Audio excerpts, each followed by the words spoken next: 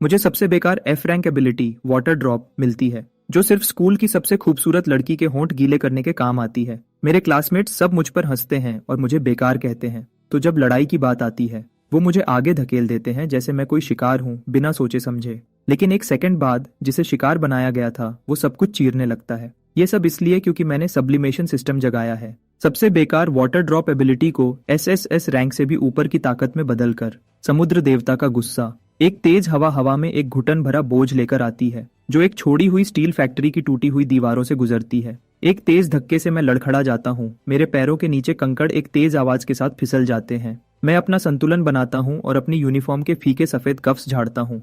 मेरी आंखें फैक्ट्री के आगे के घने अंधेरे दरवाजे पर घूमती हैं। अंदर से कुछ गुर्रा रहा है। गहरी गरजने वाली आवाजें एक साथ कम से कम 12 हैं। सबसे कम रैंक वाले एबिलिटी यूजर्स को अपनी जगह पता होनी चाहिए, शिकार के रूप में। लेटन की धीमी आवाज मेरे पीछे से आती है।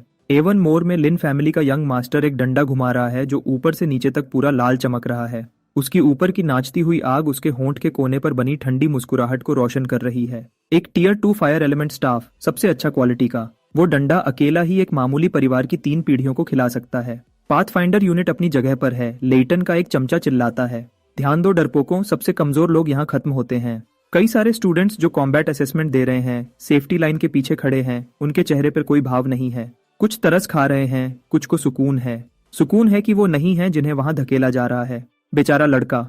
एफ रैंक वाटर ड्रॉप, एक एबिलिटी जो सिर्फ पानी थूकती है। मैंने सुना है वो 1 महीने पहले अवेकनिंग सेरेमोनी में सबसे आखिरी नंबर पर आया था। उसे सीधा वैनगार्ड बेट यूनिट में भेज दिया गया। वैनगार्ड बेट यूनिट इसलिए है ताकि मार खा सके और असली फाइटर्स को न खाना पड़े। अगर उसके लिए चुना गया तो कुछ नहीं कर सकते। कानों में सरगोशियां घुसने लगती हैं। मैं उन सबको नजरअंदाज कर देता हूँ। मैं अपनी जेब से एक सिक्का निकालता हूँ जो जंग लगा हुआ है और उसके किनारे इस्तेमाल से चमक गए हैं। मैं उसे ऊपर उछालता हूँ, पकड़ता हूँ, फिर से उछालता हूँ। मेरी नजर फैक्ट्री के दरवाजे पर नहीं है। वो एक हल्के नीले आर पार दिखने वाले पैनल पर टिकी हुई है जो सिर्फ मैं देख सकता हूँ। सब्लिमेशन सिस्टम का स्टेटस इनएक्टिव। एक्टिवेट होने की शर्त, शॉक पॉइंट्स का 100% जमा होना। अभी तक की प्रोग्रेस 99%। 1 महीना, जिस दिन से मुझे अवेकनिंग सेरेमोनी में एफ रैंक कहा गया था, ये पैनल मेरी नजर के ऊपर दाएं कोने में बैठा हुआ है। हर बार जब कोई मेरा मजाक उड़ाता है, मुझे नीचा दिखाता है या मेरी इज्जत को कुचलता है तो प्रोग्रेस बार आगे बढ़ जाती है। 1 महीने की ठंडी नजरों और बेइज्जती ने 99% बना दिया है। बस थोड़ा और। मैं सिक्का पकड़ता हूँ। मेरी उंगली उसकी खुरदुरी जंग लगी सतह पर फिरती है। मेरे होंठ का कोना थोड़ा सा ऊपर उठता है। लेटन सही है। मैं मुड़ता हूँ। मेरी आवाज ऐसी मामूली है जैसे मैं लंच के बारे में बात कर रहा हूँ। अंदर वो टियर 1 गेलविंड वुल्व्स है। मैं तुम पर भरोसा करता हूँ कि तुम एक अच्छा शो दिखाओगे लेटन। लेटन अपनी आंखें छोटी करता है। वो मेरे चेहरे के भाव नहीं समझ पा रहा। एक कमजोर आदमी जिसे भेड़ियों के गुफा में धकेला जा रहा है, उसे किसी को ऐसे नहीं देखना चाहिए। बहुत शांत, इतना शांत कि परेशान कर दे। लेकिन वो बेचैनी आधे सेकंड तक रहती है उसके बड़े घमंड से पहले जो उसे कुचल देता है। एफ रैंक ही तो है। एक मामूली आदमी जो मुश्किल से अपनी उंगलियों से कुछ बूंदें पानी की निकाल सकता है, चाहे कितनी भी कोशिश करे शांत दिखने की। इससे यह सच नहीं बदलता कि वो कुचल दिया जाएगा। बहुत हो गई बातें। लेटन अपना डंडा पीछे खींचता है और अपनी ठोड़ी से फैक्ट्री की तरफ इशारा करता है। अंदर जाओ। डेंग। लेटन का बहुत ज्यादा गुस्सा महसूस हुआ। Shock points +10। पैनल पर नंबर चमकता है। अभी भी 99%। कोई बदलाव नहीं। मैं थोड़ा सा गुस्सा होता हूँ। 10 पॉइंट्स जुड़ गए और बार बिल्कुल भी नहीं हिली। मैंने जल्दी से पैनल के नीचे लिखा छोटा सा भूरा टेक्स्ट देखा जो मैंने पहले कभी नहीं देखा था। ध्यान दें, एक्टिवेट करने के लिए कुल शॉक पॉइंट्स चाहिए 10,000। अभी कुल 9,910। एक्टिवेट होने के लिए बाकी है 90 पॉइंट्स। 1 पॉइंट नहीं, 90। मैं 2 सेकंड के लिए चुप हो जाता हूँ। बार पर 99% लिखा है, यानी 9,900 पॉइंट्स। जो 10 पॉइंट्स अभी मिले हैं उन्हें जोड़कर ये 9,910 हो जाते हैं। फिर भी 90 पॉइंट्स कम है। पिछले 1 महीने के हिसाब से एक मामूली आदमी का गुस्सा ज्यादा से ज्यादा 1 से 5 पॉइंट्स देता है। लेटन का बहुत ज्यादा गुस्सा भी एक अमीर यंग मास्टर होने के बावजूद सिर्फ 10 पॉइंट्स देता है। इस रफ्तार से सिर्फ बेइज्जती से 90 पॉइंट्स तक पहुंचना कम से कम 10 और बार लगेगा। लेकिन क्या होगा अगर मैं सिक्का उछालता हूँ। मैं फैक्ट्री के अंदर चमकती हरी आंखों की तरफ देखता हूँ। मेरे होंठ का कोना मुड़ता है, यह जानते हुए कि अगर मैं कुछ ऐसा करूं जो लोगों को बुरी तरह चौंका दे। हटो। वहां क्या खड़े हो? एक चमचा मुझे फिर से धकेल देता है। मैं विरोध नहीं करता। मैं धक्के को मुझे दरवाजे के अंदर ले जाने देता हूँ। मेरे कदमों की आवाज खोखली स्टील की खंडहर में गूंजती है। ऊपर की छत कई जगहों से टूटी हुई है। हल्की भूरी दिन की रोशनी पतली किरणों में अंदर आती है, रोशन करती हुई जंग लगी पटरियों को जो फर्श पर इधर उधर फैली हैं। हवा में एक तेज गंदी बदबू भरी हुई है। धीमी गुर्राहट हर तरफ से अंदर आती है, मेरे चारों तरफ घेरते हुए। 10 से ज्यादा जोड़े चमकती हरी आंखों के अंधेरे में चमकते हैं। टीयर 1 के गेलविंड वुल्व्स एक एक करके उन्हें संभाला जा सकता है, लेकिन एक साथ मिलकर हमला करने वाला झुंड एक टीयर 2 अवेकन को चीर सकता है अगर वो अकेला पकड़ा जाए। लेइटन अपने 4 चमचों को एक तरफ से ले जाता है, ऊंची जगह पर कब्जा करते हुए। वो अपने डंडे का निचला हिस्सा जमीन में मारता है। आग भड़क उठती है और पूरे इलाके को रोशनी से भर देती है। वो सब मुझ पर निशाना लगा रहे हैं। लेइटन मुस्कुराता है। वो मेरी तरफ देखता है। भेड़िए मेरी जगह पर निशाना लगाए हुए हैं। डरो मत, बस वहां खड़े रहो और उनका ध्यान खींचो। बाकी मुझ पर छोड़ दो, मैं संभाल लूंगा। बहुत शुक्रिया लेइटन। मैं अपनी पीठ ठंडी लोहे की दीवार से टिकाए खड़ा हूँ। मेरी आवाज पूरी तरह से सच्ची है। पहला गेलविंड वुल्फ चलता है। उसकी भूरी शक्ल तेज रफ्तार में बदल जाती है।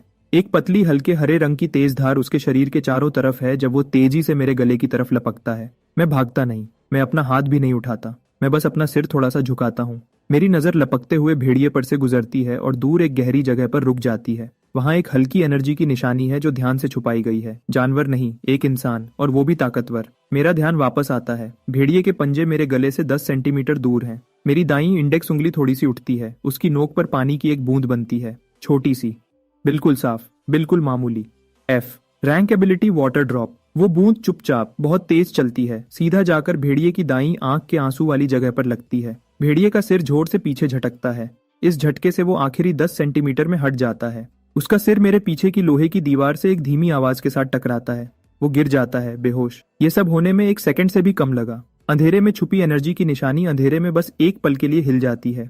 मेरी सुनने की शक्ति तेज है। मुझे एक आवाज सुनाई देती है, मुश्किल से, एक औरत की, ठंडी और साफ, जिसमें बस थोड़ी सी हैरानी है। मैं मुड़ता नहीं। मेरे होंठ का कोना बस थोड़ा सा ऊपर उठता है। पैनल पर नंबर धीरे से बढ़ता है। डिंग। हल्की हैरानी महसूस हुई एक अनजान देखने वाले से। Shock points +5। अभी कुल 9,915। बाकी 85। काफी नहीं, बिल्कुल भी काफी नहीं, लेकिन ठीक है। मैं अपनी उंगली पीछे खींचता हूँ और फिर से लोहे की दीवार से टिक जाता हूँ। रूम के उस पार लेटन को देखता हूँ जो आग फेंक रहा है और अपना बड़ा शो दिखा रहा है।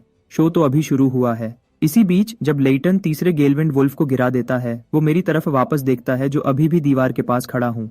उसकी आंखों में कुछ ठंडा और हिसाब लगाने वाला चमकता है।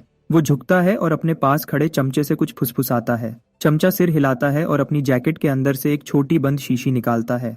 उसकी सतह पर एक खोपड़ी बनी हुई है। बीस्ट लूर पाउडर, एक बैन किया हुआ पदार्थ जो बड़े रैंक के जानवरों को अपनी तरफ खींचने के लिए बनाया गया है। लेटन अपने होंठ चाटता है। उसकी नजर मेरी यूनिफॉर्म के पीछे रुक जाती है। वो सिर्फ मुझे शिकार के रूप में इस्तेमाल करना नहीं चाहता था, वो सिक्का चाहता है। वो जंग लगा सिक्का जो मेरे माँ बाप छोड़ गए थे। लिन फैमिली की खुफिया रिपोर्ट बताती है कि सिक्के में एक एनर्जी की निशानी है जैसी उन्होंने पहले कभी नहीं देखी। एक एफ रैंक मामूली आदमी के पास ऐसी चीज क्यों होनी चाहिए? बैटरी बस गायब हो जाती है। लेटन चमचे की तरफ देखता है। चमचा समझ जाता है। वो चुपचाप मेरी तरफ बढ़ता है और मैं अभी भी दीवार से टिका हुआ हूँ, बिना किसी परवाह के सिक्का उछाल रहा हूँ। सिक्का घूमता है, हवा में एक चाप बनाता हुआ। आग की रोशनी में एक हल्की नीली चमक, झंग जैसी बिल्कुल नहीं, उसकी सतह पर बस एक पल के लिए चमकती है, फिर गायब हो जाती है। कोई ध्यान नहीं देता। आग आखिरी गेलविंड वुल्फ को निगल लेती है। लेटन अपना डंडा पीछे खींचता है और सीधा खड़ा हो जाता है। उसके चमचे तुरंत उसके चारों तरफ घेर लेते हैं, उसकी तारीफ करते हुए। गजब यंग मास्टर लेटन। एक रैंक की चमकती आग, पूरी तरह से हावी। अब यह है असली जीनियस। कुछ लोगों के उल्टा जो कोने में कांपते हुए बैठे हैं, बोलने वाले की आंखें सीधा मेरी तरफ जाती हैं। मैं बेहोश गेलविंड वुल्फ के पास बैठा हुआ हूँ, उसकी कान को असली हैरानी से छेड़ रहा हूँ। केल, लेटन चिंता भरे चेहरे के साथ पास आता है। तुम अभी ज्यादा डरे तो नहीं थे ना? एक भेड़िया तुम्हारी तरफ आया था, मैं वक्त पर वहां नहीं पहुंच पाया। तुम्हें चोट तो नहीं लगी? मैं ठीक हूँ लेटन। मैं खड़ा होता हूँ, अपने घुटने झाड़ते हुए। उस भेड़िए ने खुद को बेहोश कर लिया। बहुत तेज चल रहा होगा रुकने के लिए। वक्त पर रुक नहीं पाया और सीधा दीवार से टकरा गया। एक चमचा हंसी दबाता है। तुम्हारी किस्मत अच्छी है।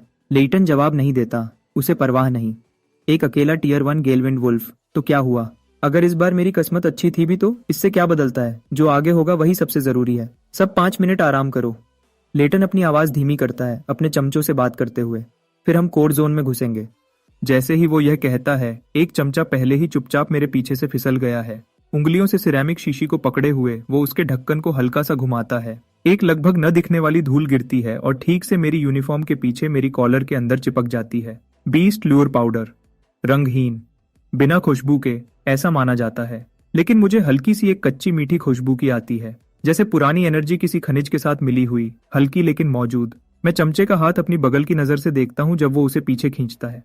फिर मैं झूठी चिंता को देखता हूँ जो अभी भी लेटन के चेहरे पर है। मुझे बिल्कुल पता है क्या हो रहा है। पैनल मेरी नज़र में चुपचाप बैठा है। अभी के शॉक पॉइंट्स 9,915, बाकी 85 पॉइंट्स। मामूली गुस्से से मैं वहां नहीं पहुंच पाऊंगा, लेकिन अगर जो आगे होता है वो काफी नाटक भरा हो। मैं कुछ नहीं कहता, मैं कुछ नहीं दिखाता, मैं बस लाइन में लग जाता हूं और ग्रुप के साथ कोर जोन की तरफ चलता हूं। मेरे चेहरे पर बिल्कुल सही मात्रा में घबराहट और डर है। Full performance mode. अंधेरे में सैरा 30 मीटर दूर एक स्टील बीम पर झुकी हुई है। उसकी काली टैक्टिकल कोट का निचला हिस्सा हवा में हल्का सा हिलता है। वो मिलिट्री की गुप्त असेसमेंट सुपरवाइजर है। जो मैंने अभी किया, एक पानी की बूंद भेड़िए की आंख में मारना, उसने वो सब कुछ देखा। दिलचस्प। 2 शब्द। यही सैरा का पूरा अंदरूनी फैसला है और कुछ नहीं। वो ज्यादा ध्यान दे रही है छुपी हुई चीजों पर। उसने बीस्ट लूर पाउडर की खुशबू पकड़ ली। एक मिलिट्री द्वारा बैन किया हुआ पदार्थ एक स्टूडेंट असेसमेंट में दिखना सिर्फ यही लिन फैमिली पर बड़ी मुसीबत लाने के लिए काफी है। लेकिन वो अभी तक बीच में नहीं आती। उसे ठीक से देखना है कि लेटन क्या प्लान कर रहा है, और वो देखना चाहती है कि मैं क्या चुनूंगा जब मैं घिर जाऊंगा। क्या मैं टूट जाऊंगा और मदद के लिए भीख मांगूंगा, या कुछ और ही करूंगा। Core zone. फैक्ट्री के अंदर की गहरी जगह अचानक खुल जाती है। फर्श पर गहरी पंजों के निशान बने हुए हैं। भेड़ियों के नहीं, हर निशान आधे मीटर से ज्यादा चौड़ा है। किनारों पर लगी स्टील की प्लेटिंग कागज की तरह फटी और मुड़ी हुई है। चमचों के चेहरे बदल जाते हैं। यंग मास्टर लेटन। वो पंजों के निशान कम से कम टियर 2 या उससे ऊपर के हैं ना। लेटन फर्श को देखता है। उसके चेहरे पर कोई बदलाव नहीं आता।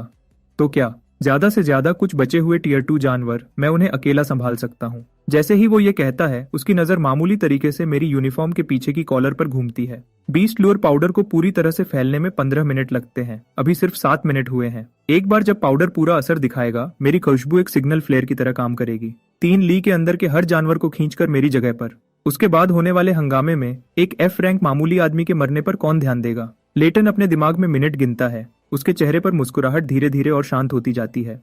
जो वो नहीं जानता वो ये है कि मेरी अपनी कैलकुलेशंस अभी उसकी कैलकुलेशन से कहीं ज्यादा सही हैं। 7 मिनट हो गए हैं और कोई टियर 2 जानवर नहीं दिखा। सिर्फ 2 वजह हो सकती है। यहाँ सच में कोई टियर 2 जानवर नहीं है इस इलाके में। दूसरा, कोई बड़े रैंक का जानवर पहले से यहाँ है और टियर 2 जानवर उसके इलाके में कदम नहीं रखेंगे। मैं फर्श पर बने आधे मीटर चौड़े पंजों के निशान देखता हूँ। फिर मैं ऊपर की छत में बने टेढ़े मेढ़े छेदों को देखता हूँ। वो मामूली गिरने से हुए नुकसान नहीं है। किसी चीज ने बाहर से छत को तोड़कर इस जगह में घुसा है और तब से यहाँ है। मेरी दिल की धड़कन 62 बार हर मिनट ठीक है। फर्श हिलने लगता है, मुश्किल से महसूस होने वाला, धीमी रफ्तार से, जैसे जमीन के नीचे कोई बड़ा दिल धड़क रहा हो। चमचों ने ध्यान नहीं दिया। लेटन अभी भी किसी के साथ हंस रहा है, लेकिन मैं उसे महसूस करता हूँ, दूर से नहीं आ रहा। यह मेरे पैरों के ठीक नीचे है। मैं पटरियों के बीच की जगह में नीचे देखता हूँ। 2 धीमे लाल रोशनी के निशान नीचे अंधेरे में चमकते हैं, जैसे 2 गर्म लाल लोहे के गोले। वो आंखें हैं। मैं अपना सिर उठाता हूँ। मेरी आवाज बिल्कुल साफ है। लेटन, तुम्हारा वो बीस्ट लूर पाउडर का ट्रिक शायद तुम्हारे प्लान से कुछ ज्यादा ही खींच लाया है। लेटन का चेहरा पीला पड़ जाता है। फर्श फट जाता है। स्टील की सतह बीच से फट जाती है। कंक्रीट के टुकड़े और टूटी हुई पटरियों के टुकड़े हवा में उछलते हैं। एक भूरा जानवर जो एक छोटे ट्रक जितना बड़ा है, दरार से बाहर निकलता है। उसका पूरा शरीर लोहे जैसे भूरे कवच से ढका है और टियर 2 आयरन क्लैड जानवर उसके ठीक पीछे आते हैं। दूसरा, तीसरा, सिर्फ 5 सेकंड में 12 आयरन क्लैड जानवर जमीन के नीचे से निकलते हैं। पूरे फर्श को तोड़ते हुए कोर जोन के फर्श को मलबे में बदल देते हैं। हर एक मुझ पर निशाना लगाए हुए है, या और सही से कहूं तो बीस्ट लूर पाउडर की खुशबू पर, जो अभी भी मेरी कॉलर पर चिपकी है। ओह भगवान। चमचे पीछे भागते हैं, एक दूसरे से टकराते हुए। लेटन का चेहरा आग की रोशनी में सफेद पड़ जाता है। उसने ज्यादा से ज्यादा 3 या 5 टियर 2 जानवरों का प्लान किया था। इतना हंगामा कि एक आदमी को चुपचाप खत्म किया जा सके। लेकिन 12, ये चुपचाप हटाना नहीं है, ये एक बेकाबू आफत है। सब पीछे हटो, लेटन चिल्लाता है। वो अपना डंडा जमीन पर मारता है। आग की एक दीवार उठती है जो थोड़ी देर के लिए भाग दौड़ को रोकती है। चलो।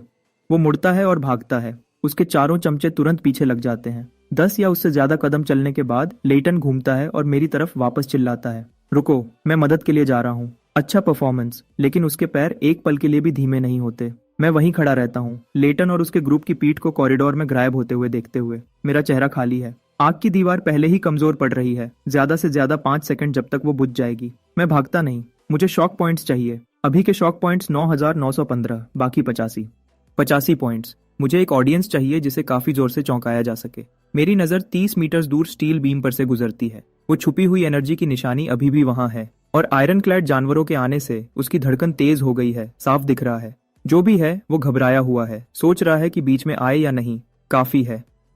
मैं अपनी उंगलियां हिलाता हूं और जल्दी से अपने आसपास की जगह देखता हूं। जंग लगी पटरियां, गिरे हुए सपोर्ट पिलर और आधी टूटी हुई छत। पटरियों की सतह पर सालों का जंग लगा है। घर्षण का गुणांक लगभग 0 है। पिलर पहले ही उस झटके से हिल रहे हैं जब जानवर जमीन से बाहर निकले थे। छत में बना छेद ठीक उस जगह के ऊपर बाएं जहां जानवरों का झुंड है। मलबा किसी भी पल गिर सकता है। एफ रैंक वाटर ड्रॉप्स की खासियतें: ज्यादा से ज्यादा पानी की मात्रा लगभग 200 ml ton, range 2 metres, 200 millilitres पानी 12 आयरन क्लैड जानवरों के सामने सीधा उन्हें गुदगुदी भी नहीं करेगा। लेकिन मैं कभी सीधा टक्कर लेने की नहीं सोच रहा था। आग की दीवार बुझ जाती है। सभी 12 आयरन क्लैड जानवर एक साथ आगे बढ़ते हैं, लोहे के खुरफर्श को तोड़ते हैं जब वो सीधा मेरी तरफ दौड़ते हैं। मैं अपनी आंखें खोलता हूँ। मैं पीछे नहीं हटता, मैं दाएं कदम रखता हूँ। मैं ठीक से एक गिरे हुए स्टील के क्रॉसबीम पर उतरता हूँ और दौड़ने लगता हूँ। भाग नहीं रहा, ढांचे के साथ दौड़ रहा हूँ। रेल सेक्शन की तरफ जा रहा हूँ, जानवर के बगल में। मेरा रास्ता बिल्कुल सही और तीखा है। हर कदम उस जगह पर पड़ता है जहां जानवर देख नहीं सकता, जानवर की नजर के किनारे पर। 3 सेकंड। मैं रेल सेक्शन तक पहुंच गया। दोनों हाथ एक साथ ऊपर आते हैं। सभी 10 उंगलियों की नोक से पानी की बूंदें एक साथ निकलने लगती हैं। मेरी एबिलिटी की हर आखिरी बूंद इस पल बाहर निकल जाती है। फायर नहीं कर रहा। कोटिंग। बूंदें एक पतली पानी की परत में फैल जाती हैं, ठीक 3 रेल सेक्शंस को ढकते हुए जिन्हें जानवरों को पार करना है। एक पतली, लगभग न दिखने वाली परत सतह पर, लेकिन यह काफी है। पहले आयरन क्लैड जानवर का लोहे का खुर पानी से ढकी रेल पर पड़ता है। पहले से ही खुरदुरी चिकनी सतह, पानी की परत मिलने से उसका घर्षण का गुणांक लगभग 0 हो जाता है। 3 टोन का आयरन क्लैड जानवर पूरी रफ्तार से दौड़ता हुआ अचानक अपनी पकड़ खो देता है। उसका शरीर जोर से एक तरफ झुक जाता है। उसकी भारी रफ्तार उसे एक बेकाबू टॉप के गोले की तरह ले जाती है। सीधा उसके बगल में पहले से हिल रहे सपोर्ट पिलर से टकरा जाता है। बूम! पिलर नीचे से टूट जाता है। उसकी ऊपर से जुड़ी छत की बीम उसके साथ नीचे गिर जाती है। ऊपर से टनों स्टील के टुकड़े गिरते हैं, सीधा दूसरे और तीसरे जानवरों पर गिरते हैं जो पीछे से दौड़ रहे थे। Chain reaction.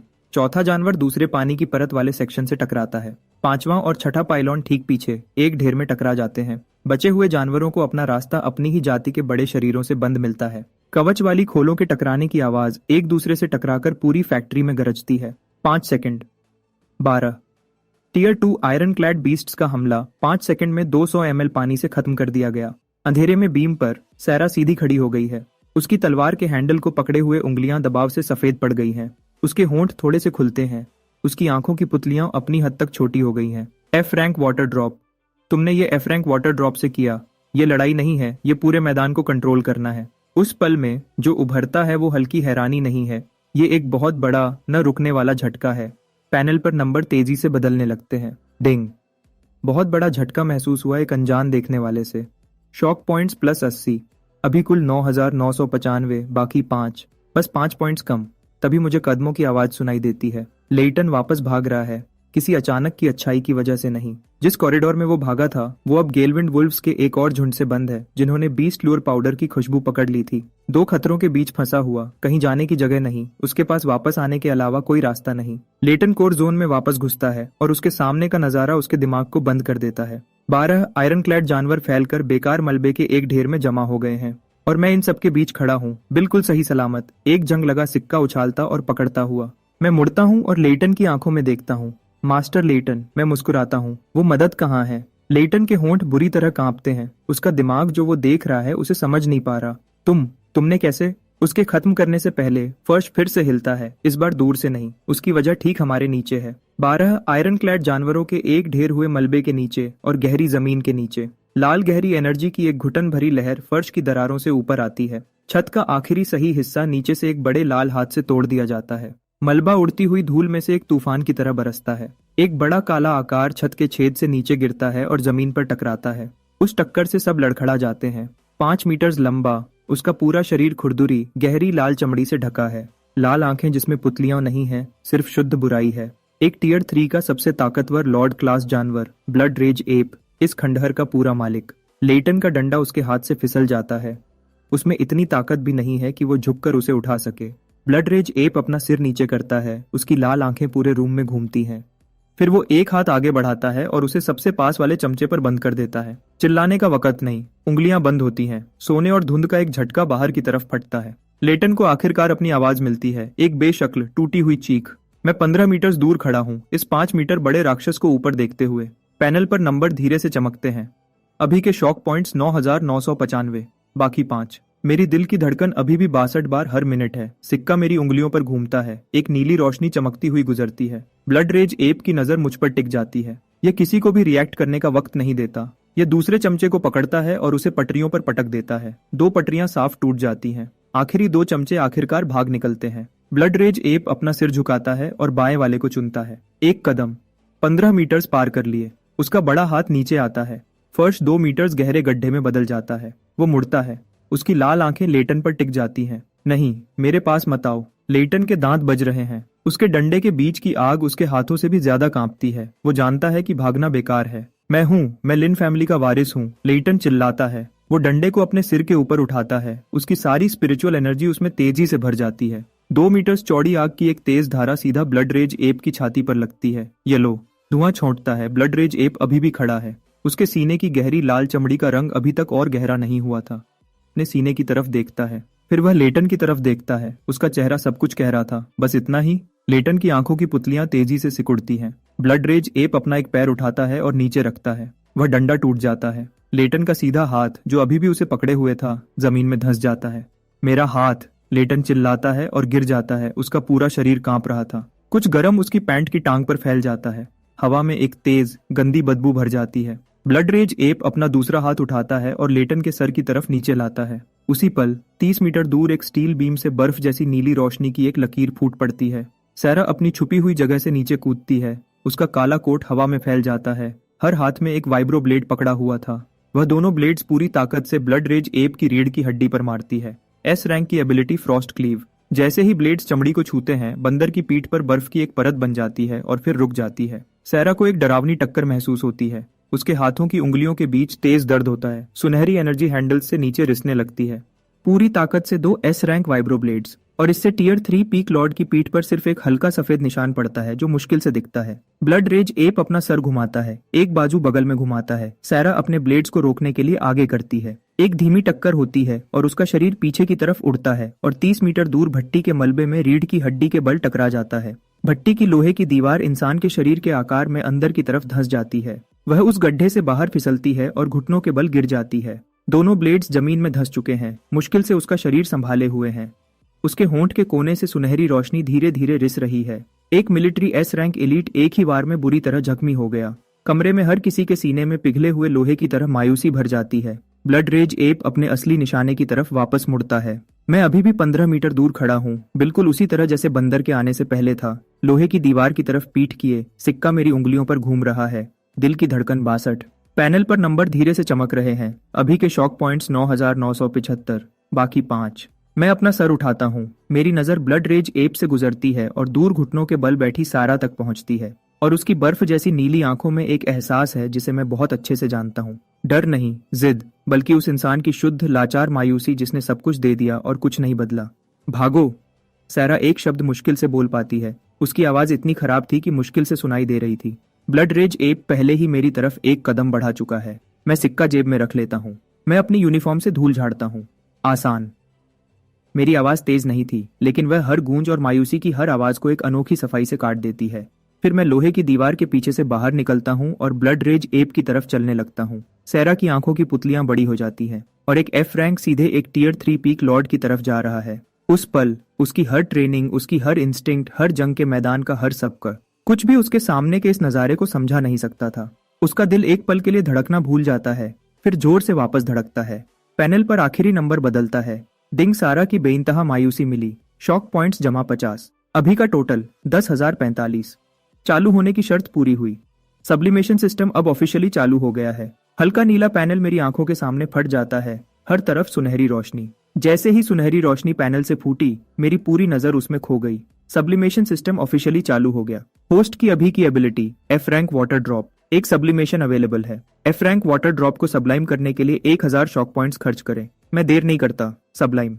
जैसे ही यह सोच आती है, पैनल पर लिखा एफ रैंक वाटर ड्रॉप का भूरा टेक्स्ट तेजी से हिलने लगता है। पुराना टेक्स्ट टूट जाता है, नया टेक्स्ट बन जाता है। सब्लिमेशन सफल रहा। बधाई हो, होस्ट को एक अनोखी एसएसएस रैंक से भी ऊपर की ability wrath of the sea god मिली है। एबिलिटी का विवरण: सभी पानी के स्रोत से जन्मा, समुद्र देवता की शक्ति का मालिक। पानी सभी रचना का पहला तत्व है जो हमला कर सकता है, बचाव कर सकता है और कुछ भी बदल सकता है। कोई रेंज लिमिट नहीं, कोई पावर की सीमा नहीं। अभी के शॉक पॉइंट्स 9045। सुनहरी रोशनी धीमी पड़ जाती है। मैं फिर से असली दुनिया देखता हूँ। आधे सेकंड से भी कम समय गुजरा था। ब्लड रेज एप मेरी तरफ अपना दूसरा कदम बढ़ा रहा है। उसका बड़ा पैर पटरियों पर पड़ता है और उनमें से दो को कचरा बना देता है। उसकी बहुत बड़ी हथेली पहले ही नीचे आ रही है। परछाई मुझे पूरी तरह निगल लेती है। मैं भागता नहीं, मैं ऊपर देखता हूँ। ब्लड रेज एप मेरी आंखों में बदलाव साफ देखता है। मेरी पहले की काली पुतलियां बिल्कुल बीच से शुरू होकर एक गहरी भरी हुई नीली रंग में बदल रही हैं। समुद्र का रंग। मैं बोलता हूँ, मेरी आवाज शांत है, मेरा लहजा वैसा ही है जैसे मैं कोई मजाक कर रहा हूँ। पानी ऐसे इस्तेमाल नहीं करते। मैं अपनी उंगलियां छुटकता हूँ। सीधी इंडेक्स उंगली बीच वाली उंगली से टकराती है। एक छोटी मामूली सी आवाज। फिर पूरी दुनिया शांत हो जाती है, शारीरिक रूप से शांत। 100 मीटर के अंदर की हर आवाज उसी पल गायब हो जाती है। आवाज की जगह नमी ले लेती है। स्टील मिल के मलबे में बची पानी की हर आखिरी बूंद। जमीन की दरारों में जंग के छेदों में पानी के अणु हवा में आजाद घूम रहे हैं। उन सभी को उसी पल एक ही हुक्म मिलता है। वह हर दिशा से इकट्ठे होने लगते हैं। मेरे पैरों के नीचे की जमीन नीले पैटर्न्स के रिंग के बाद रिंग में बाहर की तरफ फैलने लगती है, जैसे पानी पर लहरें, जैसे कोई पुराना formation diagram. Blood rage ape की हथेली मेरे सर से 2 मीटर ऊपर है और वह नीचे गिरने वाली है। जैसे ही वार पड़ता है, मेरे पैरों के नीले पैटर्न से 10 मीटर चौड़ा पानी का नीला रोशनी का स्तंभ फूट पड़ता है, सीधा आसमान की तरफ। कोई चेतावनी नहीं, कोई तैयारी नहीं। स्तंभ के अंदर समुद्र का पानी पूरी रफ्तार से घूमता है। पानी के अणु की हर क्यूबिक सेंटीमीटर आवाज की रफ्तार से भी तेज घूम रही है। पैदा हुई सेंट्रीफ्यूगल फोर्स किसी भी चीज को जो उससे टकराती है तुरंत टुकड़े टुकड़े कर देती है। ब्लड रेज एप की हथेली पानी के स्तंभ से टकराती है और रुक जाती है। धीरे धीरे नहीं, पूरी रफ्तार से सीधा 0 पर रुक जाती है। तेज रफ्तार पानी बंदर की हथेली पर एक हल्की लकीर बना देता है। सुनहरा तरल बहने लगता है। पहली बार ब्लड रेज एप की लाल आंखों में उलझन दिखती है। यह इंसानी बच्चा जो मुश्किल से एक चींटी से बड़ा है ने पानी से उसकी हथेली पर जख्म कर दिया है। ब्लड रेज एप पानी के स्तंभ को बिखेरने के लिए झूठता है या कोशिश करता है। टूटने के बाद स्तंभ 1 सेकंड के छोटे हिस्से में फिर से बन जाता है। तरल का कोई निश्चित आकार नहीं होता, उसे तोड़ना कुछ नहीं, मतलब वह तुरंत फिर से बन जाता है। हो गया, मेरी आवाज पानी के स्तंभ के बीच से आती है, एक गुस्सा दिलाने वाली शांति के साथ। अब मेरी बारी। मैं अपना सीधा हाथ उठाता हूँ, उंगलियां थोड़ी फैली हुई हैं। छत के छेद से दिखने वाला आसमान रंग बदलता है। हल्का भूरा आसमान 3 सेकंड में गहरी नीली तूफानी बादलों की परत में समा जाता है। बादल तेजी से घूमने लगते हैं, एक बहुत बड़ा भंवर बनाते हुए। छत के छेद से जो अंदर आता है वह अब हल्की भूरी दिन की रोशनी नहीं, वह पानी है। ऊपर से एक ऊंची लहर नीचे आती है। वह हवा में अलग होती है और फिर से बन जाती है। एक बहुत बड़े हाथ का आकार लेती है, पानी से बना एक हाथ। वह ऊपर से गिरता है, बिल्कुल सही, रुकने वाला नहीं। ब्लड रेज एप के गले के चारों तरफ बंद होता हुआ। 5 मीटर का ब्लड रेज एप पानी के हाथ से अपनी जगह पर बंध जाता है। वह दोनों बाजुओं को झटकता है, पानी के हाथ को गुस्से से फाड़ता है, हर बार एक खाली जगह बनाता है। लेकिन हर खाली जगह 1 सेकंड के 10वें हिस्से में फिर से भर जाती है। पानी की कोई कमजोरी नहीं होती, क्योंकि पानी का कोई निश्चित आकार नहीं होता, उसे तोड़ा नहीं जा सकता। मेरी नीली आंखें फंसे हुए ब्लड रेज एप को देखती हैं। पैनल पर नंबर खराब हो गए हैं।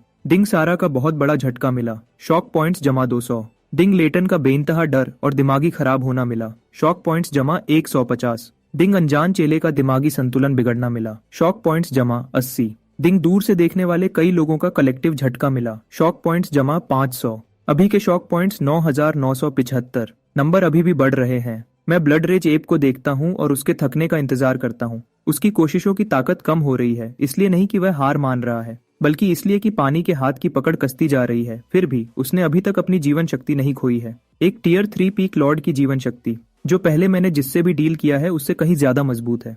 आराम से, मैं खुद से बड़बड़ाता हूँ, मेरा लहजा ऐसा जैसे कोई केतली के उबलने का इंतजार कर रहा हो। ब्लड रेज एप हार नहीं मानता। वह अपने बड़े जबड़े खोलता है और लाल एनर्जी की एक लकीर बाहर निकालता है, एक गहरी एनर्जी की शॉकवेव। वह ब्लास्ट सीधा पानी के हाथ पर लगता है। पानी 3 मीटर के छेद में फट जाता है, लेकिन वह छेद 1 सेकंड के 5वें हिस्से से भी कम समय तक रहता है, इससे पहले कि आसपास का पानी उसे भरने के लिए वापस दौड़ता है। मैं अपना सर थोड़ा झुकाता हूँ। मैंने कुछ देखा उसी पल जब ब्लड रेज एप ने वह डार्क एनर्जी शॉकवेव छोड़ी। उसकी गर्दन पर गहरी लाल चमड़ी गहरी लाल से हल्की लाल हो गई। वह लड़ने के लिए अपनी मूल शक्ति को जला रहा है। बस, मैं अपना आम चेहरा छोड़ देता हूँ। इसको लंबा खींचने का कोई फायदा नहीं। हर एक एक्स्ट्रा सेकंड का मतलब है सैरा के जख्मों का और खराब होना। सिर्फ एक शब्द घुल जाओ और पानी का हाथ जवाब देता है। कसना नहीं, दबाना नहीं, बल्कि अलग होना। हाथ 1 सेकंड में हजारों पतली पानी की धारों में टूट जाता है। हर एक उंगली से ज्यादा मोटी नहीं, इतनी तेजी से घूम रही है कि नंगी आंख उन्हें देख नहीं सकती। 10,000 से ज्यादा तेज दबाव वाली पानी की ब्लेड्स एक साथ घुल रही हैं। ब्लड रेज एप की गहरी लाल चमड़ी के चारों तरफ हर एंगल से लपेट रही है, कोई अंधा स्पॉट नहीं। वह आर्मर जैसी सुरक्षा जिस पर सैरा की एस रैंक्ड फ्रॉस्ट क्लीव सिर्फ एक सफेद निशान छोड़ सकी थी, पानी की धारों के पहले वार में 3 mm गहरा कट जाता है, दूसरे में 7, तीसरे वार तक वह मांसपेशियों की परत तक पहुंच जाती है। ब्लड रेज एप एक असली चीख निकालता है, एक सच्ची चीख। वह अपनी पूरी ताकत से झटकता है, लेकिन पानी की धारें ठोस नहीं है, उन्हें मारने से कुछ नहीं टूटता। एक मुट्ठी टक्कर के पल के लिए धार के पार चली जाती है, फिर तुरंत वापस बंद हो जाती है और काटना जारी रखती है। 3 सेकंड। ब्लड रेज एप का सीधा बाजू कंधे के जोड़ से अलग हो जाता है। एक ब्लेड से कटा नहीं, बल्कि 10,000 पानी की धारों से एक साथ कटा, सर्जरी की सफाई के साथ। ब्लड रेज एप की चीखें बदल जाती हैं। जो बचा है वह सिर्फ मौत का डर है। 5 सेकंड। पानी की धारें अपना आखिरी वार पूरा करती हैं। मैं अपना सीधा हाथ छोड़ देता हूँ। जैसे ही मेरी उंगलियां बंद होती हैं, सभी धारें एक साथ पीछे खींचती हैं, फिर बाहर की तरफ फूट पड़ती हैं। हर तरफ सुनहरी रोशनी की बारिश होती है। Tier 3 peak lord class blood rage ape अनंत रोशनी के बिंदुओं में घुल जाता है। सुनहरी बारिश मेरे शरीर से 10 सीलियम दूर मुड़ जाती है, मेरे चारों तरफ घूमती हुई पीछे जमीन पर गिरती है। मेरी सफेद स्कूल यूनिफॉर्म इतनी साफ है कि आपकी आंखों को चुभ सकती है। कोर जोन शांत हो जाता है, सचमुच शांत। हवा से मुट्ठी के आकार का एक गहरी लाल क्रिस्टल गिरता है। मेरे सामने फर्श पर 2 बार उछलता है और मेरे पैरों तक लुढ़कता है। एक लॉर्ड कोर। मैं झुकता हूँ और उसे उठा लेता हूँ। मैं उसे अपनी जेब में डाल देता हूँ, बिल्कुल झंग लगे सिक्के के बगल में। मैं खड़ा होता हूँ और लेटन को देखने के लिए मुड़ता हूँ। वह जमीन पर गिरा हुआ है। उसके सीधे हाथ की मांसपेशी में अभी भी डंडे के टुकड़े धंसे हुए हैं। उसकी आंखें पूरी खुली हैं, पुतलियां छोटी होकर पिन पॉइंट्स जैसी हो गई हैं। मैं उसकी तरफ चलता हूँ। मेरी यूनिफॉर्म पर कोई धूल नहीं, मेरे चेहरे पर कोई पसीना नहीं। मैं झुकता हूँ और लेटन की आंखों में देखता हूँ। लेटन के दांत और तेजी से एक दूसरे से टकराते हैं। उसका मुंह हिल रहा है, लेकिन सिर्फ बेमतलब आवाज के टुकड़े निकल रहे हैं। अच्छा बीस्ट ल्यूर पाउडर, मैं बिल्कुल आम तरीके से कहता हूँ। अगली बार अपने लिए एंटीडोट लाना याद रखना अगर तुम भाग न सको तो। लेटन आखिरकार एक पूरा वाक्य जोड़ पाता है। हेलुसिनेशन। उसकी आवाज पतली और ऊंची है। यह एक हेलुसिनेशन होना चाहिए। तुम एफ रैंक हो, एफ रैंक वाटर ड्रॉप, ये कैसे मुमकिन है? वह अपना सही बायां हाथ उठाता है और अपने चेहरे पर जोर से थप्पड़ मारता है। तेज आवाज खुली जगह में गूंजती है। सपना नहीं, एक और थप्पड़, नामुमकिन। लिन फैमिली की इंटेलिजेंस के लिए इतना ही काफी है। एफ रैंक कमजोर। मैं उसे 2 सेकंड तक देखता हूँ, फिर खड़ा हो जाता हूँ। खुद को मारना बंद करो, तुम्हारा चेहरा सूज जाएगा। यह कहकर मैंने लेटन को देखना बंद कर दिया और सैरा की तरफ चलने के लिए मुड़ा। पैनल पर शॉक पॉइंट्स अभी भी बढ़ रहे हैं। डिंग लेटन का पूरा विश्वास टूट गया। शॉक पॉइंट्स जमा 300। सैरा अभी भी उसी पोजीशन में है, एक घुटना जमीन पर। दोनों वाइब्रो ब्लेड्स जमीन में धंसे हुए उसके एकमात्र सहारे हैं। उसकी सांस छोटी और धीमी है, लेकिन उसकी आंखें तेज हैं। बर्फ जैसी नीली आंखें मुझे आते हुए देख रही हैं और उनके पीछे इतना कुछ है कि नाम लेना मुश्किल है। झटका, उलझन, हिसाब। तुम्हारी एबिलिटी एफ रैंक नहीं है, वह पहले बोलती है। उसकी आवाज खराब लेकिन साफ है। मैं उसके सामने 3 कदम पर रुक गया। 10 मिनट पहले थी। सैरा शांत हो जाती है। उसके पास 100 सवाल हैं, लेकिन उसकी ट्रेनिंग उसे बताती है कि यह पूछताछ का समय नहीं है। तुम उस एबिलिटी को कितनी देर तक चला सकते हो? वह सबसे जरूरी सवाल पूछती है। उस लड़ाई में मेरी एबिलिटी का 30% खर्च हुआ, काफी है। सैरा सर हिलाती है, फिर वह एक फैसला करती है। वह अपने कोट की अंदर की जेब में हाथ डालती है और एक छोटा कम्युनिकेटर निकालती है। वह लाल बटन दबाती है।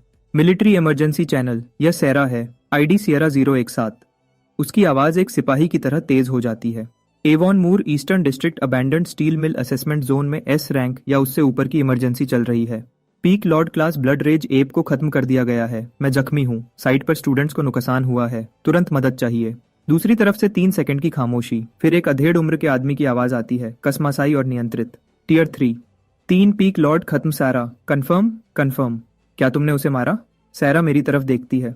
मैं जमीन पर झुका हुआ हूँ, अपनी जेब से जंग लगा सिक्का निकालकर अपनी उंगलियों के बीच घुमा रहा हूँ। सुनहरी रोशनी के बाद कोर जोन पूरी तरह तबाह हो चुका है और मैं इस सब के बीच में झुका हुआ हूँ, बिल्कुल साफ और बोर दिखता हुआ। वह मैं नहीं थी, सैरा कहती है।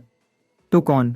जिसने यह किया वह एक स्टूडेंट है जो कॉम्बैट असेसमेंट दे रहा है। सैरा उसे बीच में ही रोक देती है। उसकी आवाज बिल्कुल साफ है। अवेकनिंग पर रजिस्टर्ड एबिलिटी रैंक F। दूसरी तरफ से 5 सेकंड की खामोशी, फिर एक तेज आवाज, एक चाय के कप के टूटने की आवाज। एवनमोर में ईस्टर्न मिलिट्री सबस्टेशन के 3 फ्लोर नीचे मॉनिटरिंग सेंटर की दीवारों में 24 हाई डेफिनेशन स्क्रीन्स लगे हुए हैं। स्क्रीन 7 अबैंडन्ड स्टील मिल जोन को दिखाती है। अभी उस स्क्रीन के सामने 11 लोग इकट्ठे हैं। उनमें से सबस्टेशन का सबसे बड़ा कमांडिंग ऑफिसर जनरल ग्रे, एक बूढ़ा आदमी, 62 साल का, पतला और कमजोर, एक सादी भूरी यूनिफॉर्म पहने हुए, बिना किसी रैंक के निशान के, बायां हाथ में एक चाय का कप पकड़े हुए जहां वह आधा मिनट पहले था। टूटी हुई पोर्सिलेन के टुकड़े फर्श पर बिखरे हुए हैं। हर किसी की आंखें स्क्रीन 7 पर टिकी हुई हैं। स्क्रीन पर फुटेज को ब्लड रेज एप के दिखने के पल से रिप्ले करने के लिए वापस किया गया है।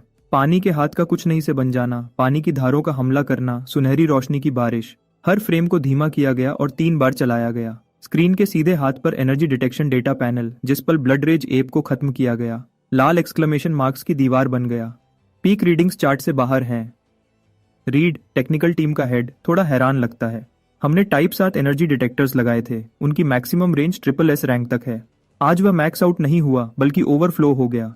पीक रीडिंग SSS की ऊपरी सीमा से कम 40% ज्यादा थी।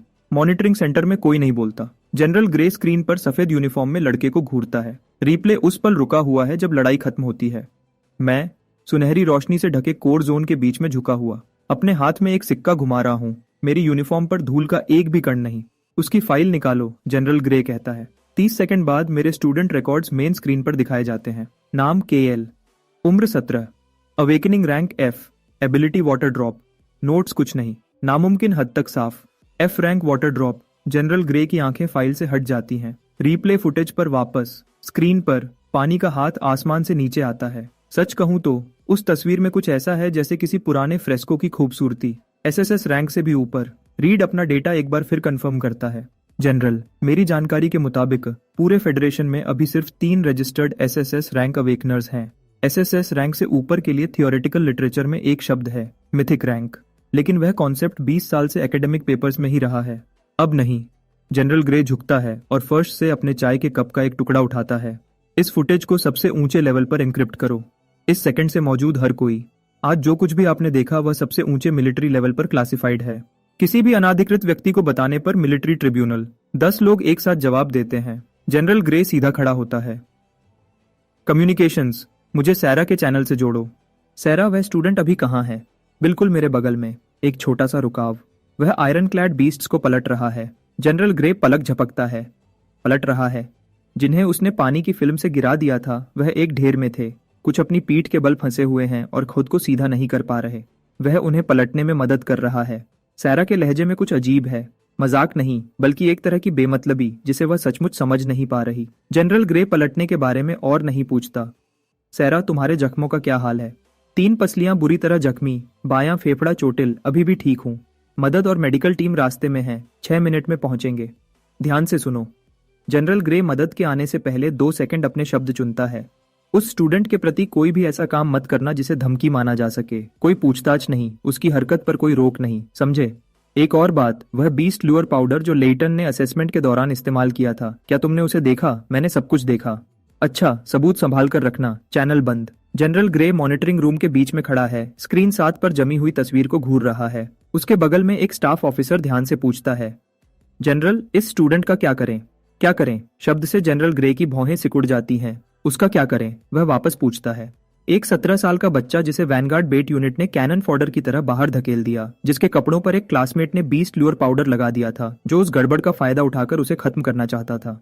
और उन हालातों में उसने अपनी छुपी हुई एबिलिटी पावर को बाहर निकाला। और तुम मुझसे सिक्योरिटी रिस्क रेटिंग्स के बारे में बात कर रहे हो? स्टाफ ऑफिसर शांत हो जाता है। जनरल ग्रे कम्युनिकेशंस कंसोल की तरफ चलता है और खुद हैंडसेट उठाता है। मुझे एवन मोरा वेकनर एडमिनिस्ट्रेशन ब्यूरो से जोड़ो, फिर फेडरेशन मिलिट्री कमांड से, और आखिर में मुझे 3rd अकेडमी के प्रिंसिपल से बात कराओ। वह रुकता है। जिसने उस स्टूडेंट को वैनगार्ड बेट यूनिट में डाला था। उसका लहजा नर्म है, लेकिन मॉनिटरिंग रूम का तापमान 2 डिग्री गिर जाता है। अबैंडन्ड स्टील मिल के कोर जोन में वापस। हाँ, मैं सचमुच आयरन क्लैड बीस्ट्स को पलटने में मदद कर रहा हूँ। 12 टियर 2 आयरन क्लैड बीस्ट्स मेरे सामने इतने सीधे हैं कि सारा को लगता है वह हेलुसिनेट कर रही है। मैं पानी की एक धार का इस्तेमाल करता हूँ सबसे ऊपर वाले बीस्ट को कमर से उठाने के लिए और धीरे से उसे पलट देता हूँ ताकि उसके चारों पैर जमीन पर आ जाएं। बीस्ट जमीन पर आता है, खुद को झटकता है और अपना सर नीचे करता है मेरे हाथ को रगड़ने के लिए। रगड़ना बंद करो, तुम मेरी वाटर ड्रॉप एबिलिटी से भी ज्यादा लार टपकाते हो। बीस्ट फिर से रगड़ता है। मैं उसका सर हटा देता हूँ। कोर जोन में हवा कुछ सेकंड के लिए शांत हो जाती है, फिर से शुरू होती है। बची हुई एनर्जी की लहरों को हर दिशा में धकेल रही है। मैं लॉर्ड कोर को अपनी उंगलियों के बीच पकड़ता हूँ और उसे अपनी हथेली में 2 बार घुमाता हूँ। फिर मैं उसे वापस अपनी जेब में डाल देता हूँ। मेरी आंखें पूरे खंडहर को देखती हैं। 3 चेलों के शरीर अलग अलग जगहों पर बिखरे हुए हैं, सब ठंडे पड़ चुके हैं। जो अभी भी जिंदा है वह डेक्स है। वह भट्टी के पीछे सिकुड़ा हुआ है, ऐसे कांप रहा है जैसे उसे झटका लगा हो। फिर लेटन है जो एक टूटे हुए खंभे के सहारे खड़ा है। उसका ज्यादातर दिमाग पहले ही टूट चुका है, लेकिन वह अभी भी जिंदा है। मैं उसकी तरफ चलता हूँ बिना जल्दी किए। मेरे जूते के नीचे कंकड़ चुनचुनाते हैं। हर छोटी आवाज खाली फैक्ट्री में दूर तक जाती है। 2 मीटर, 1.5 मीटर। मैं झुक जाता हूँ। इस दूरी पर सोने और तरल का मिश्रण, गंदी बदबू, पेशाब और पसीना तेज लगता है। मैं पलक नहीं झपकता। लेटन। उसके दांत बजने लगते हैं। मैं पूछता हूँ, तुम जवाब दो। मेरा लहजा शांत पानी जैसा नर्म है। अच्छा जवाब दो और हम इस बात को पीछे छोड़ देंगे। वह शब्द उसके टूटे हुए दिमाग में उतरते हैं और उसकी जीने की इंस्टिंक्ट उन्हें किसी और चीज से पहले पकड़ लेती है। हाँ हाँ, जो भी पूछोगे मैं जवाब दूंगा। बीस्ट लूर पाउडर किसका आइडिया था? मेरे दूसरे चाचा का। 1 सेकंड की भी देर नहीं। लेटन के दूसरे चाचा, लिन फैमिली की दूसरी ब्रांच से।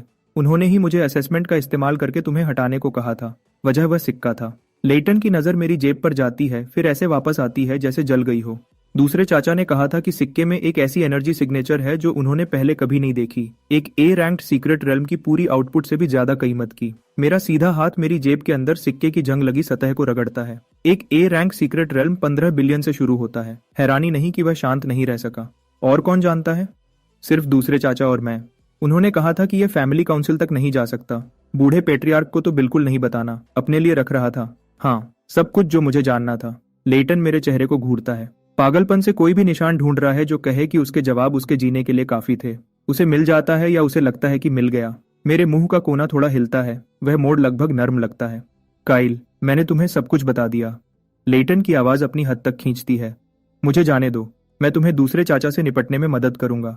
मैं तुम्हें लिन फैमिली के रिसोर्सेज दिला सकता हूँ। मैं अपना सीधा हाथ उठाता हूँ। उसमें कोई पानी नहीं बनता। 5 उंगलियां फैली हुई, उसके सर के ऊपर हल्के से रखी हुई, बिल्कुल भी वजन नहीं। मैंने तुम्हारी हर बात याद रखी है। मेरी आवाज मेरे हाथ से भी हल्की है। काफी फायदेमंद। शुक्रिया।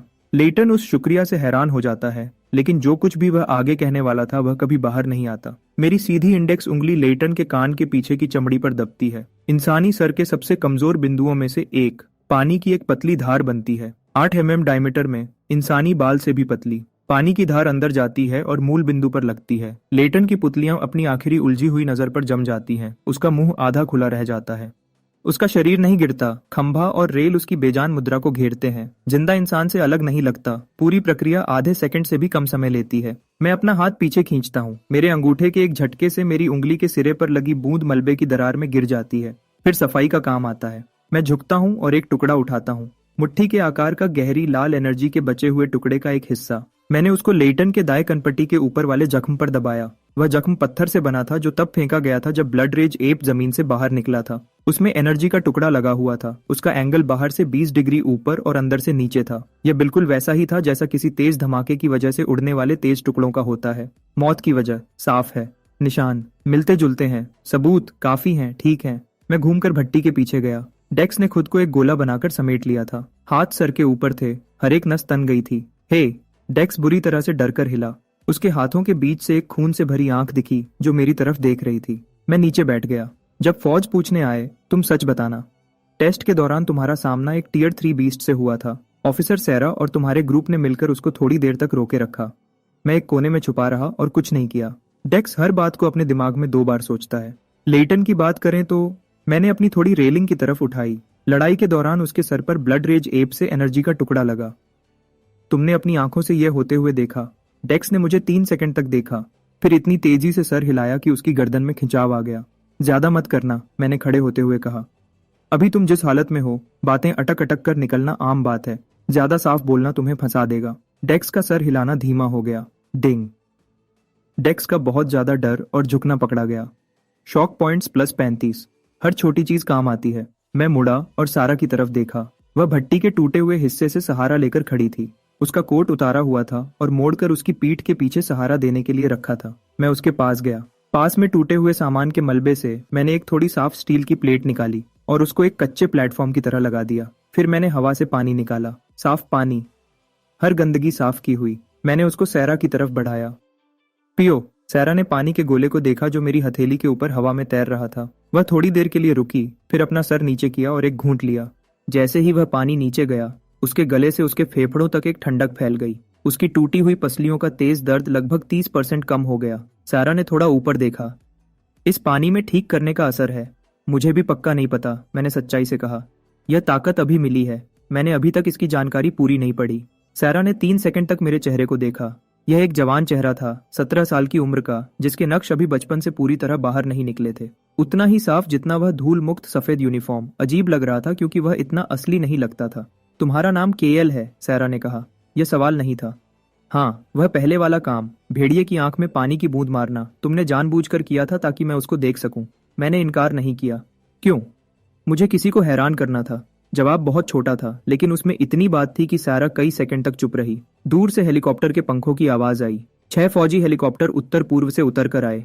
उनकी रोशनी छोड़ दिए गए स्टील मिल की टूटी हुई दीवारों पर घूम रही थी। हेलीकॉप्टर के दरवाजे खुले। काले कपड़ों में फौजी स्पेशल फोर्सेस नीचे उतरे। मेडिकल टीम सबसे पहले जमीन पर पहुंची। 2 फौजी डॉक्टर दौड़कर सैरा के पास गए। उन्होंने अपनी फर्स्ट एड किट एक ही झटके में खोली। एक और टीम लेटन की तरफ दौड़ी। लेटन अब खुद को थप्पड़ नहीं मार रहा था। वह रेलिंग के पास सिमटा हुआ था। उसकी आंखें कहीं और देख रही थीं। एक डॉक्टर ने उसका जख्मी हाथ चेक किया, फिर एक टॉर्च उसकी आंखों की पुतलियों पर जलाई। वह मुड़ा और टीम लीडर को इशारा किया। दिमागी चोट है, पहले इसको निकालो। अकेला बचा हुआ आदमी को भट्टी के पीछे से घसीटकर निकाला गया। वह बहुत देर से झींगे की तरह मुड़ा हुआ था। उसके चारों हाथ पैर अकड़ गए थे। 3 मरे हुए आदमियों के शरीर काले थैलों में बंद कर दिए गए। वहां का कमांडर एक कर्नल था। उसने पूरे इलाके का जायजा लिया। जमीन पर बिखरे हुए एनर्जी के टुकड़ों और 2 मीटर के गड्ढे को देखते हुए उसका चेहरा बदल रहा था। वह मेरी तरफ आया। मैं उस कच्चे स्टील प्लेट प्लेटफॉर्म पर बैठा था। मेरी उंगलियों पर एक सिक्का घूम रहा था।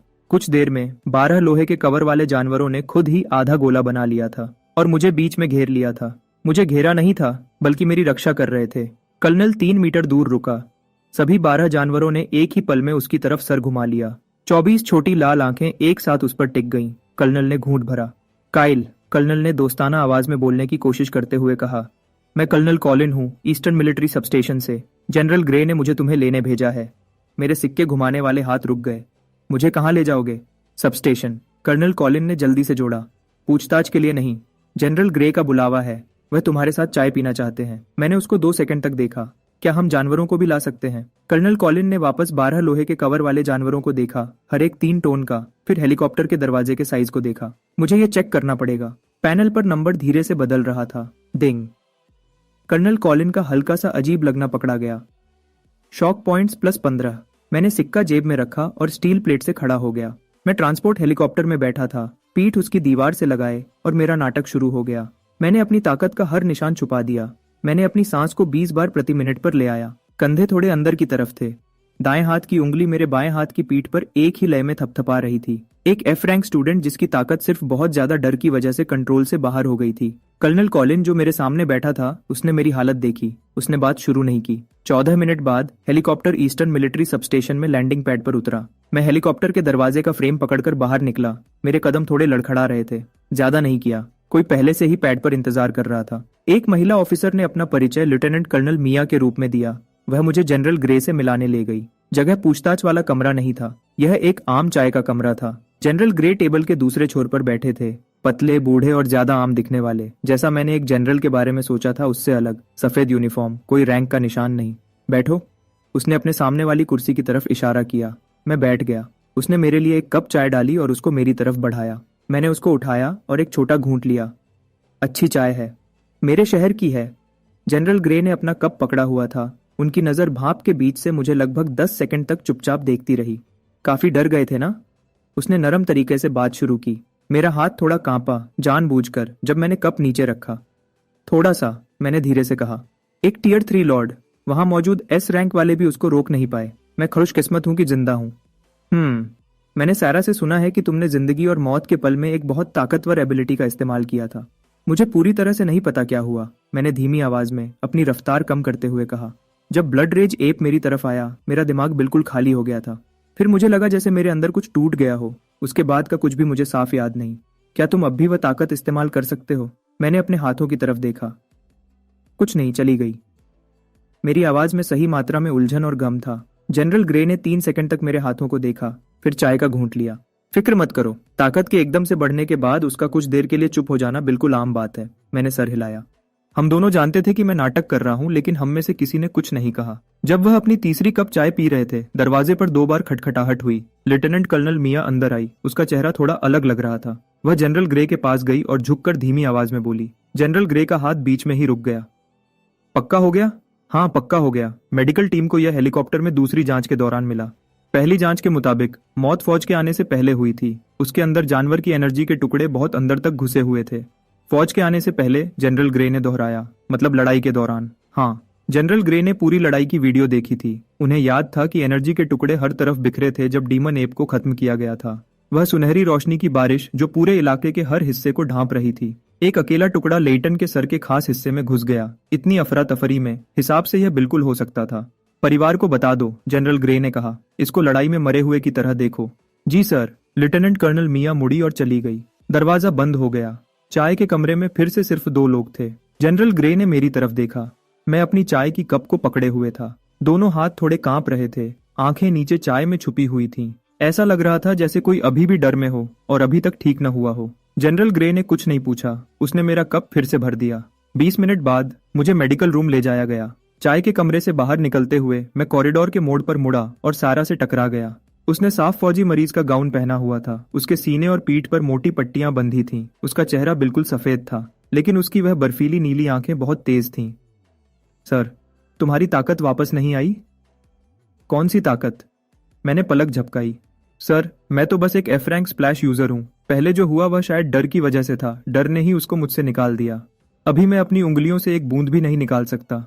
सैरा ने मेरे चेहरे की हर नस को देखा। यह एक जवान चेहरा था।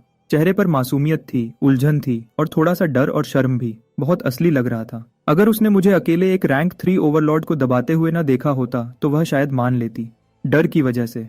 उसने यह शब्द अपने मुंह में दोहराए, एफ रैंक स्प्लैश। तो डर के मारे तुमने तूफान वाले बादल बुला लिए, और डर के मारे तुमने एक सबसे ताकतवर रैंक 3 ओवरलॉर्ड को हजारों तेज पानी की धारों से रोशनी के छोटे टुकड़ों में घोला दिया। सैरा ने मुझे घूरा। मैंने उसको वापस देखा। यह घूरना 5 सेकंड तक चला। ठीक है, सारा पहले बोली। भी के लिए तुम्हारी कहानी मान लेती हूँ। उसने अपने मरीज वाले गाउन की जेब में हाथ डाला और एक कार्ड बाहर निकाला। सोने के किनारे थे। सामने 8 कोनों वाला सितारा बना था। जांगजो कॉलेजिएट लीग का निशान। जांगजो कॉलेजिएट लीग अगले बुधवार को शुरू हो रही है। सैरा की आवाज फिर से फौजी तरीके से साफ हो गई। यह मेरा पर्सनल रिकमेंडेशन पास है। इससे तुम एकेडमी के शुरुआती टेस्ट को छोड़ सकते हो और अकेले हिस्सा ले सकते हो। मैंने कार्ड लिया और जेब में रख लिया। शुक्रिया सर। सैरा मुड़ी और चली गई। 3 कदम चलकर वह रुकी। उसने पीछे मुड़कर नहीं देखा। लेटन चला गया। उसकी आवाज में कोई जज्बा नहीं था। अभी जनरल ग्रे ने चाय के कमरे में इसका जिक्र किया था। मेरा जवाब बिल्कुल सही रफ्तार से आया। इतना अचानक, कितना नुकसान हुआ? सैरा 2 सेकंड तक खड़ी रही, फिर आगे बढ़ गई। मैं दीवार से टिक गया और कार्ड को वापस अपनी जेब से निकाला। मैंने उसको फ्लोरेसेंट लाइट की तरफ ऊपर उठाया। कॉलेजिएट लीग का ए स्टेज। ज्यादा लोग, ज्यादा साधन, ज्यादा लोग AWE पैनल में मदद करने वाले। पैनल धीरे से चमक रहा था मेरी नजर के ऊपर दाएं तरफ। अभी AWE बैलेंस 13,740 पॉइंट्स है। यह नंबर अभी भी बढ़ रहा है। पूरे मिलिट्री डिस्ट्रिक्ट के लोग मेरी कहानी एक दूसरे को बता रहे हैं। हर नया आदमी जो ये कहानी सुनता है थोड़े थोड़े पॉइंट्स देता है। लिन की हवेली, जांगजो के पश्चिमी इलाके में। आंगन के बीच में रखी हुई शीशम की टेबल, 300 साल पुरानी, अब 2 टुकड़ों में थी। लॉर्ड लिन ने अपना दायां हाथ पीछे किया। लकड़ी के टुकड़े अभी भी हवा में घूम रहे थे। वह 60 साल के शुरुआती उम्र में थे। उनके सफेद बाल बिल्कुल साफ थे। एक ही बार में 3 इंच मोटी शीशम की लकड़ी बीच से साफ 2 हिस्सों में टूट गई थी। उनकी नजर उनके सामने रखी फौज की ऑफिशियल रिपोर्ट पर टिकी। काले रंग की स्याही सफेद कागज पर, सीधी भाषा में, तुम्हारा बेटा मर गया है। मौत की वजह, लड़ाई के दौरान एक रैंक 3 ओवरलॉर्ड क्लास बीस्ट के एनर्जी शार्ट से उसके जरूरी हिस्से पर चोट लगी और वह वहीं मर गया। सीन की तस्वीरें साथ में हैं। जांच रिपोर्ट पर मिलिट्री के फर्स्ट क्लास असेसर के दस्तखत हैं। लॉर्ड लिन की नजर केल नाम पर 5 सेकंड तक रुकी रही। Rank ability splash. जांच के दौरान उसकी एबिलिटी में स्ट्रेस सर्ज आया, जिससे उसने थोड़ी देर के लिए अपने रैंक से ज्यादा ताकत दिखाई और बीस्ट को भगाने में मदद की। दूसरे भाई। हॉल के लेफ्ट तरफ की परछाइयों से एक आदमी जो अधेड़ उम्र का था आधा कदम आगे बढ़ा। लियोन, लिन फैमिली के गुप्त कामों का हेड। वह प्लान तुम्हारा था? लॉर्ड लिन ने यह सवाल की तरह नहीं पूछा। लियोन का गला हिला। सिर्फ एक ही बात हो सकती थी। मिलिट्री रिपोर्ट में कुछ ऐसा था जिसने लॉर्ड लिन को शकी बना दिया था। वह खत जो उसने लेटन को पढ़ने के बाद जलाने को कहा था, क्या लेटन ने सच में उसे जलाया? वह नहीं जानता, क्योंकि लेटन अब नहीं है। बड़े भाई। लियोन ने अपनी सांस को संभाला। लेटन मेरा भतीजा था। मैं सबसे ज्यादा। बस करो। लॉर्ड लिन ने उसकी तरफ नहीं देखा। उसकी नजर हॉल के राइट तरफ के दरवाजे के फ्रेम पर चली गई। उस दरवाजे के फ्रेम से लगा हुआ एक नौजवान खड़ा था, 22 साल का, सफेद कपड़ों में। उसकी कमर पर 3 फुट की तलवार लटक रही थी। केडन, लिन फैमिली की इस जनरेशन का सबसे बड़ा genius. S rank ability, platinum blade aura, mid tier rank 3। पिताजी, समय सही है। मिलिट्री की लेटन की मौत की कहानी बिल्कुल ठीक है, लेकिन बात यह नहीं है। काइदन ने अपनी कमर से तलवार उठाई और उसे अपने सामने सीधा पकड़ लिया। बात यह है कि जो बच गया Kyle F rank decoy squad का, जिसे सबसे पहले मरना चाहिए था, उसके बजाय उसके बैच का हर लड़ने वाला सदस्य मर गया है और वह हेलीकॉप्टर पर बिल्कुल ठीक वापस आया है। उसने अपना सिर झुकाया। दिलचस्प, चाहे जैसे भी देखो। लॉर्ड लाइन अपनी कुर्सी पर वापस बैठ गए, टूटी हुई टेबल के पार अपने बड़े बेटे को देखते हुए। तुम कह रहे हो कॉलेजिएट लीग? अगले बुधवार को। केडन ने तलवार को थपथपाया। जांगजो का हर अवेकनर स्टूडेंट उस पूल में होगा। अगर काइल उसमें हिस्सा लेता है तो तुम स्टेज पर अपने भाई की तरफ से कुछ सवाल पूछ सकते हो, नियम के अंदर रहते हुए। लॉर्ड लिन ने वाक्य पूरा किया। काइदन थोड़ा सा मुस्कुराया। क्या पूछूं? एक एफ रैंक उस स्टेज पर आता है और मैं उसे एक ही मूव में खत्म कर देता हूं। सवाल पूछने का टाइम नहीं मिलेगा तो एक ही मूव। लॉर्ड लिन की आवाज फिर से शांत हो गई। उसने एक उंगली उठाई। मुझे वह सिक्का ला दो। पास खड़ा लियोन सख्त हो गया। लॉर्ड लिन ने उसकी तरफ देखा। दूसरे भाई, क्या तुम्हें सच में लगा कि मुझे कुछ नहीं पता था जो तुम और लेइटन बंद दरवाजों के पीछे कर रहे थे? लियोन की पीठ पूरी तरह पसीने से भीग गई। तुम उसे अपने पास रखना चाहते थे। लेइटन उसमें फंस गया। काम बिगड़ गया और एक जान चली गई। यह बात यहीं खत्म होती है। लॉर्ड लिन ने टूटी हुई टेबल के नीचे से रिपोर्ट निकाली। सिक्का काइडन को दे दो सही तरीके से। अपनी शैडो यूनिट को वापस बुला लो। लियोन ने कुछ नहीं कहा। काइडन ने तलवार को वापस अपनी कमर पर लटका लिया। वह हॉल से बाहर निकल गया। गलियारे से होते हुए पत्थर की सीढ़ियों पर रात की हवा घाटी से अंदर आई, उसके सफेद चोगे का दामन उठाती हुई। वह रुका और अपनी तलवार को देखा। एक एफ रैंक कमजोर, एक एबिलिटी स्ट्रेस सर्ज। ये कहानी आम लोगों पर चल जाती है, लेकिन उस पर एक सपोज्ड सर्ज के बाद भी मिलिट्री के सवालों का जवाब देने के लिए काफी तेज टेस्टिंग में साथ देना और घटनाओं को बिल्कुल सही तरतीब से बताना। ऐसी सफाई सर्ज जैसी नहीं लगती, ये तो एक परफॉर्मेंस लगती है। उसने तलवार को 3 इंच बाहर निकाला और वापस अंदर कर दिया। तेज धातु की आवाज रात की हवा में दूर तक गई। लीग में मिलते हैं। उसकी आवाज हवा से भी ज्यादा ठंडी थी। सोमवार को मैं जांगजो फर्स्ट एकेडमी वापस आ गया। स्कूल में 2 चीजें ऐसी थीं जो मेरे जाने से पहले नहीं थीं। फ्यूनरल ने गेट को रीसेट कर दिया और मेरे बारे में अफवाहें। क्या तुमने सुना? काइल ने सच में जांच में एक रैंक 3 बीस्ट को हरा दिया। हो ही नहीं सकता। वह एफ रैंक स्प्लैश है। वह उसे हराने के लिए क्या इस्तेमाल कर सकता है? लेकिन वह बच गया। 4 में से 3 बी रैंक कॉम्बैट मेंबर्स नहीं बचे और एक एफ रैंक बिल्कुल ठीक चला गया। किस्मत वाला होगा शायद। मैं मैदान के पार चलता हूँ और पूरे रास्ते यही सुनता हूँ। पैनल मेरे लिए नंबर्स मार्क करता है। हर वह आदमी जो अफवाह फैला रहा है वह 1 से 3 AWE पॉइंट्स देता है। मच्छरों का झुंड। मैंने उसे जाने दिया। मैं एडमिनिस्ट्रेशन बिल्डिंग में 3री मंजिल पर गया और ऑफिस का दरवाजा खोला। अंदर एक मीटिंग चल रही थी। दूर किनारे पर बड़ी डेस्क के पीछे डायरेक्टर हार्वी बैठे थे, जो जांगजो फर्स्ट एकेडमी के प्रिंसिपल हैं। मैं 2 कदम आगे बढ़ा और रजिस्ट्रेशन फॉर्म सबसे करीब वाली डेस्क पर पटक दिया। प्रिंसिपल, कृपया कॉलेजिएट लीग के रजिस्ट्रेशन फॉर्म पर मोहर लगा दीजिए। डायरेक्टर हार्वी अपनी डेस्क के पीछे से उठे। खड़े होने पर उनकी मौजूदगी काफी भारी लगती है। एक रैंक 3 अवेकनर का शरीर एक नेचुरल दबाव रखता है जिसे आम लोग खुद ब खुद महसूस करते हैं। वह पास आए, फॉर्म उठाया और उसे ऊपर से नीचे तक पढ़ा। F rank splash decoy squad. उसने फॉर्म को वापस डेस्क के बगल में कचरे के डिब्बे के ऊपर रख दिया। काइल, क्या तुम समझते हो कि इस स्कूल के लिए कॉलेजिएट लीग का क्या मतलब है? डिकॉय स्क्वाड का एक एफ रैंक अंदर आता है, हार जाता है और हमें शर्मिंदा करता है, जख्मी हो जाता है, और ये और भी बुरा है, तुम्हारे इलाज का खर्चा कौन उठाएगा? बात सही थी। मैंने उसे पूरा करने नहीं दिया। मैंने अपनी यूनिफॉर्म की अंदर वाली जेब में हाथ डाला और वह कार्ड निकाला जो सारा ने मुझे दिया था। सोने के किनारे वाला 8 कोना सितारा निशान। मेजर सारा का पर्सनल रिकमेंडेशन पास। इससे मैं एकेडमी के क्वालिफायर्स को छोड़कर एक इंडिपेंडेंट के रूप में कम्पीट कर सकता हूँ। मोहर लगाने से टेक्निकली रजिस्ट्रेशन प्रोसेस पर कोई फर्क नहीं पड़ता, लेकिन स्कूल के थ्रू जाना एकेडमी की इज्जत के लिए बेहतर लगता है। डायरेक्टर हार्वी ने हाथ बढ़ाया और कार्ड ले लिया। जैसे ही उनकी उंगली कार्ड की सतह को छुई, उनकी छोटी आंखें आधा मिलीमीटर और खुल गईं। एक एस रैंक औरत एक एफ रैंक स्टूडेंट को पर्सनल रिकमेंडेशन दे रही है। तुम इसे जैसे भी पढ़ो, इसके पीछे कुछ ऐसा है जिसे वह भड़का नहीं सकते। उन्होंने एक बहुत ही डायरेक्टर हार्वी जैसा फैसला लिया। उन्होंने कार्ड मुझे वापस दिया और फॉर्म उठाया। उन्होंने ड्रॉर से ऑफिशियल मोहर निकाली। फंक, मोहर लगा दी। मैं तुम्हारे लिए फॉर्म सबमिट कर दूंगा। डायरेक्टर हार्वी के चेहरे पर एक बिल्कुल सही मुस्कुराहट आ गई। कंपटीशन के लिए शुभकामनाएं। काफी तेज बदलाव। मैंने कार्ड जेब में रखा, सिर हिलाया। शुक्रिया प्रिंसिपल। फिर मैं चला गया। दरवाजा मेरे पीछे बंद हो गया। बाहर गलियारे में पैनल चमका। डिंग। डायरेक्टर हार्वी की इमोशन डिटेक्ट हुई। शर्मनाक हार, कुल पॉइंट्स प्लस 45। डिंग। ऑफिस में मौजूद 6 लोगों की मिक्स्ड इमोशंस डिटेक्ट हुई। कुल पॉइंट्स ऐड हुए 30 एप्स। एडमिनिस्ट्रेशन बिल्डिंग से बाहर निकलते हुए मैं एंट्रेंस पर किसी से टकराया। मैं उसे नहीं जानता था, पैनल जानता था। अजीब डिटेक्शन ट्रिगर हुई 12 मीटर्स पर। Target cadence, ability rank S, emotional state, शांत जांच। सीढ़ियों के नीचे एक नौजवान खड़ा था सफेद शर्ट में। उसकी कमर पर तलवार लटक रही थी। केडन। हमारी आंखें थोड़ी देर के लिए मिली। काइडन की नजर मेरे चेहरे से मेरे हाथ में मौजूद रजिस्ट्रेशन रिसीप्ट पर गई, फिर वापस। उसने कुछ कहा, ज्यादा जोर से नहीं, बस इतना कि हमारे बीच की दूरी तक आवाज पहुंच जाए। काइल, ज्यादा जल्दी बाहर मत हो जाना। फिर वह चला गया। लंबे कदम। मैंने उसकी पीठ देखी। पैनल बिल्कुल शांत था। काइडन की इमोशन अभी शांत। जांच, कोई नफरत नहीं, कोई गुस्सा नहीं, जीरो कंट्रीब्यूशन। एक सच्चा ताकतवर आदमी एक चींटी को देखकर कोई इमोशनल रिस्पॉन्स नहीं देता। वह तभी देखता है कि उसके पैरों के नीचे क्या है जब वह उस पर कदम रखने वाला होता है। मैंने रिसीप्ट को मोड़कर अपनी पहले से भरी हुई जेब में डाल दिया।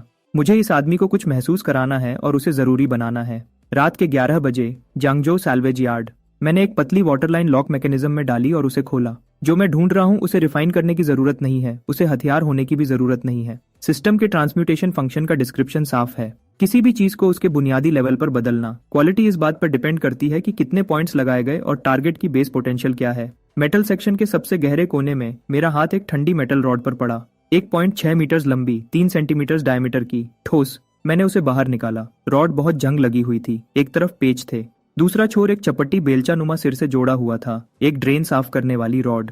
मैंने उसे अपने हाथ में तोला, लगभग 3 केले तक।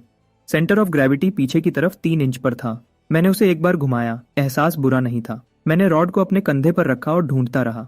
इलेक्ट्रॉनिक स्क्रैप सेक्शन से मैंने एक एलॉय डिस्क निकाली जो डिस्कस के साइज की थी। कंस्ट्रक्शन डेब्री सेक्शन से मैंने मुट्ठी भर का एक काला पत्थर उठाया। मैंने तीनों को जमीन पर एक लाइन में रख दिया। मैं नीचे बैठा, ड्रेन रॉड को अपने सामने सीधा रखा। पहले इसे ट्राई करता हूँ। ट्रांसम्यूटेशन कंफर्म करो। टारगेट, ड्रेन साफ करने वाली rod, base potential rating D. कम बेस पोटेंशियल रेटिंग का मतलब है कि उतने ही पैसे लगाने पर कम आउटपुट मिलेगा। लेकिन मैं कुछ खास नहीं ढूंढ रहा हूँ। मुझे एक ऐसा हथियार चाहिए जो अगर सी रैंक अवेकनर इक्विपमेंट के रूप में रजिस्टर हो तो शक पैदा न करे। बहुत ज्यादा इंप्रेसिव होने से ध्यान आता है, बस ठीक होना सुरक्षित है। 2000 पॉइंट्स लगाओ। पैनल के नंबर्स बदलने लगे। बदलाव रॉड के दोनों छोरों से शुरू हुआ। जंग उतरा नहीं, वह बाहर की परत से अंदर की तरफ घुस गया, एब्जॉर्ब हो गया, टूट गया, किसी अनजान ताकत से वापस बन गया। रॉड के साथ के गड्ढे भर गए। रंग जंग रेड से ठंडे गहरे नीले काले में बदल गया। 3 सेकंड्स। जमीन पर 1.6 मीटर की नीली काली मेटल रॉड पड़ी थी, सतह साफ, मैट फिनिश। एक छोर पर पेच गायब थे, दूसरे छोर पर बेलचा नुमा सिर 3 प्रॉन्च्ड स्ट्रक्चर बन गया था, एक त्रिशूल। ट्रांसम्यूटेशन पूरी हुई। आइटम का नाम tide crest trident, grade C+, material abyssal ironite purity 91%। Trait 1 water affinity, water type ability का खर्चा 15% कम। ट्रेट 2 अनयील्डिंग हार्डनेस, उसी ग्रेड के हथियारों से 200% ज्यादा। स्टैंडर्ड B रैंक हथियार इसे नुकसान नहीं पहुंचा सकते। एक C+ ग्रेड का हथियार जिसमें B रैंक की डिफेंसिव हार्डनेस है। इसका मतलब है कि लीग में B रैंक या A रैंक के ओपोनेंट्स का सामना करते वक्त मेरे हथियार पर उनके हमले बेअसर रहेंगे। ठीक है, आम सा एक छुपा हुआ फायदा। मैंने टाइड क्रेस्ट ट्राइडेंट उठाया और उसे 2 बार घुमाया। हवा के कटने की आवाज एक हल्की रेजोनेंस के साथ आई, जैसे पानी किसी चीज को काट रहा हो। मैंने सिस्टम की अपग्रेडेबल स्किल लिस्ट चेक की।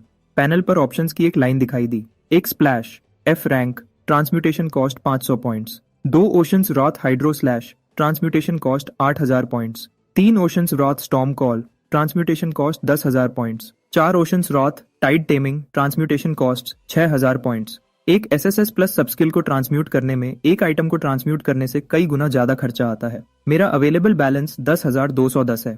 एक प्राइमरी स्किल हाइड्रो स्लैश के लिए काफी है। ये मेरा सबसे खतरनाक सिंगल टारगेट अटैक है। डीमन एप इसी मूव से धूल बन गया था। ट्रांसम्यूट हाइड्रो स्लैश का खर्चा $8000 था। इस बार बदलाव बाहर नहीं, अंदर हुआ था। अंदर का कोर तेजी से उठा और एनर्जी का सिस्टम खुद को ठीक करने लगा। ये काम लगभग 7 सेकंड्स तक चला, फिर सब ठीक हो गया। बदलाव पूरा हो गया। स्किल का नाम है ओशंस व्राथ हाइड्रो स्लैश। ये अपग्रेड होकर ओशंस व्राथ ब्लेड रिकॉल बन गया। इसका रैंक SSS प्लस है। पानी की लाइन की ताकत बढ़कर 50,000 हो गई और इसका सबसे ज्यादा दबाव 12,000 एटमॉस्फेयर्स है। नई खासियत है रिकॉल। अब पानी की लाइन एक बार काटने के बाद खत्म नहीं होती, वह अपने आप इस्तेमाल करने वाले के पास वापस आ जाती है और एक सुरक्षा की दीवार बनाती है जिसमें हमला और बचाव दोनों है। एनर्जी का सही इस्तेमाल बढ़ गया। उतनी ही ताकत निकालने पर एनर्जी का खर्चा 40% कम हो गया। इसका मतलब है कि जो शरीर पहले पूरी ताकत से 2 मिनट्स तक काम कर सकता था, अब 3 मिनट्स और 20 सेकंड्स तक चल सकता है। और रिकॉल की खासियत का मतलब है कि मेरा हर वार मेरे चारों तरफ सुरक्षा की एक और परत बना देता है। लड़ाई जितनी लंबी चलेगी, मेरी सुरक्षा उतनी ही मजबूत होती जाएगी। मैंने टाइड क्रेस्ट ट्राइडेंट को जमीन में गाड़ दिया। मैं एक मेटल के रैक से टिक कर खड़ा हो गया और अपनी हथेली को देखने लगा। बैलेंस 4210 है, ज्यादा बचा नहीं है, मुझे ध्यान से खर्च करना होगा। लीग अगले वेंसडे को शुरू होगी। वेंसडे को जांगजो अरीना में। मैं खिलाड़ियों के अंदर जाने वाले दरवाजे से अंदर गया। मैंने गेट पर सारा का कार्ड स्कैन किया। जैसे ही गेट ने कार्ड पढ़ा, पास खड़े रजिस्ट्रेशन वाले आदमी ने मुझे दोबारा देखा। Kyle, registered ability rank F, सिफारिश। अभी स्कैन किया गया कार्ड सारा ने दिया है। उस आदमी ने अंदर के सिस्टम में कुछ टाइप किया। नतीजा देखकर उसके चेहरे का रंग थोड़ा बदल गया। आगे बढ़िए। मैं खिलाड़ियों के इंतजार करने वाले एरिया में होल्डिंग रूम C17 में चला गया। मैंने अपनी पीठ पर रखे कैनवस बैग से टाइड क्रेस्ट ट्राइडेंट निकाला और उसे दीवार से टिका दिया। रोशनी में ट्राइडेंट का नीला काला डंडा ज्यादा चमक नहीं रहा था। अभी का टोटल बैलेंस 4580 है। पिछले 5 दिनों में 300 बढ़ गया है। मॉस्किटो स्वार्म का असर अभी भी चल रहा है, लेकिन बदलाव धीमा हो रहा है। मुझे कुछ नया चाहिए। उद्घाटन समारोह दोपहर के 1 बजे शुरू होता है। जब मैं टनल से बाहर निकला तो बड़ी स्क्रीन पर खिलाड़ियों की जानकारी चल रही थी। जब स्क्रीन मुझ पर आई तो भीड़ की तालियों में एकदम से खामोशी आ गई। खिलाड़ी 121 KL, Jangjo first academy, registered ability rank F, ability splash. Arena में 28,000 लोगों में से कम 25,000 ने वह एफ रैंक देखा। वेस्ट जनरल एडमिशन सेक्शन में एक टकला आदमी तेज आवाज में खड़ा होकर चिल्लाया, एफ, फ्रैंक। और अगर फ्रैंक को स्टेज पर आने दिया जाता है। ये किसका आदमी है? ये बात एक चिंगारी थी। उसके आसपास का एरिया शोर से भर गया। क्या कोई गलती हो गई है? क्या एफ रैंक का मतलब सिर्फ पानी थूकना नहीं होता? धोखा है, पूरा धोखा है। मेरी आंखों के सामने वाला पैनल तेजी से चलने लगा। सभी पॉइंट्स +3, +2, +5। 10 सेकंड्स में 20 से ज्यादा एंट्रीज। हर एक छोटी थी लेकिन टोटल में बहुत ज्यादा। मैंने अपना सर नीचे रखा और खिलाड़ियों की लाइन में अपनी जगह पर चला गया। मेरे चेहरे पर कोई बदलाव नहीं आया, लेकिन मेरे पैनल के नीचे दाएं तरफ का बैलेंस 4580 से 4917 हो गया। 300 से ज्यादा पॉइंट्स, 1 मिनट की एंट्री फी। उद्घाटन समारोह खत्म हो गया। अब ड्रॉ शुरू हुआ। बड़ी स्क्रीन पर खिलाड़ियों के नंबर चलने लगे। ग्रुप 37, खिलाड़ी A121 केल, F रैंक स्प्लैश। खिलाड़ी B78 bolt, B rank iron skin reinforcement. भीड़ 2 हिस्सों में बढ़ गई। एक तरफ के लोग हंसे, क्या यह मुफ्त की जीत नहीं है? दूसरी तरफ के लोग गुस्से में थे। कमिटी, क्या आप इसको रैंडम ड्रॉ कहते हैं? F, Frank versus B rank, क्या यह जानबूझकर किया गया था? VIP सेक्शन में काइडन स्क्रीन पर मैच की लिस्ट देख रहा था। उसने अपनी उंगलियों से 2 बार तलवार की म्यान पर थपथपाया। बोल्ट, उसने अपने सहायक से कहा। सहायक ने सर हिलाया। स्पोर्ट्स एकेडमी के लोग सीधे साधे होते हैं, उनमें कोई रोक टोक नहीं होती। मैं किस ग्रुप में हूँ? ग्रुप 51। आपका विरोधी क्लाउड पीक एकेडमी से C रैंक का है। कोई बात नहीं। उसकी नजर स्क्रीन से हटकर खिलाड़ियों की लाइन में खड़े उस ग्रे ब्लू यूनिफॉर्म वाले आदमी पर पड़ी।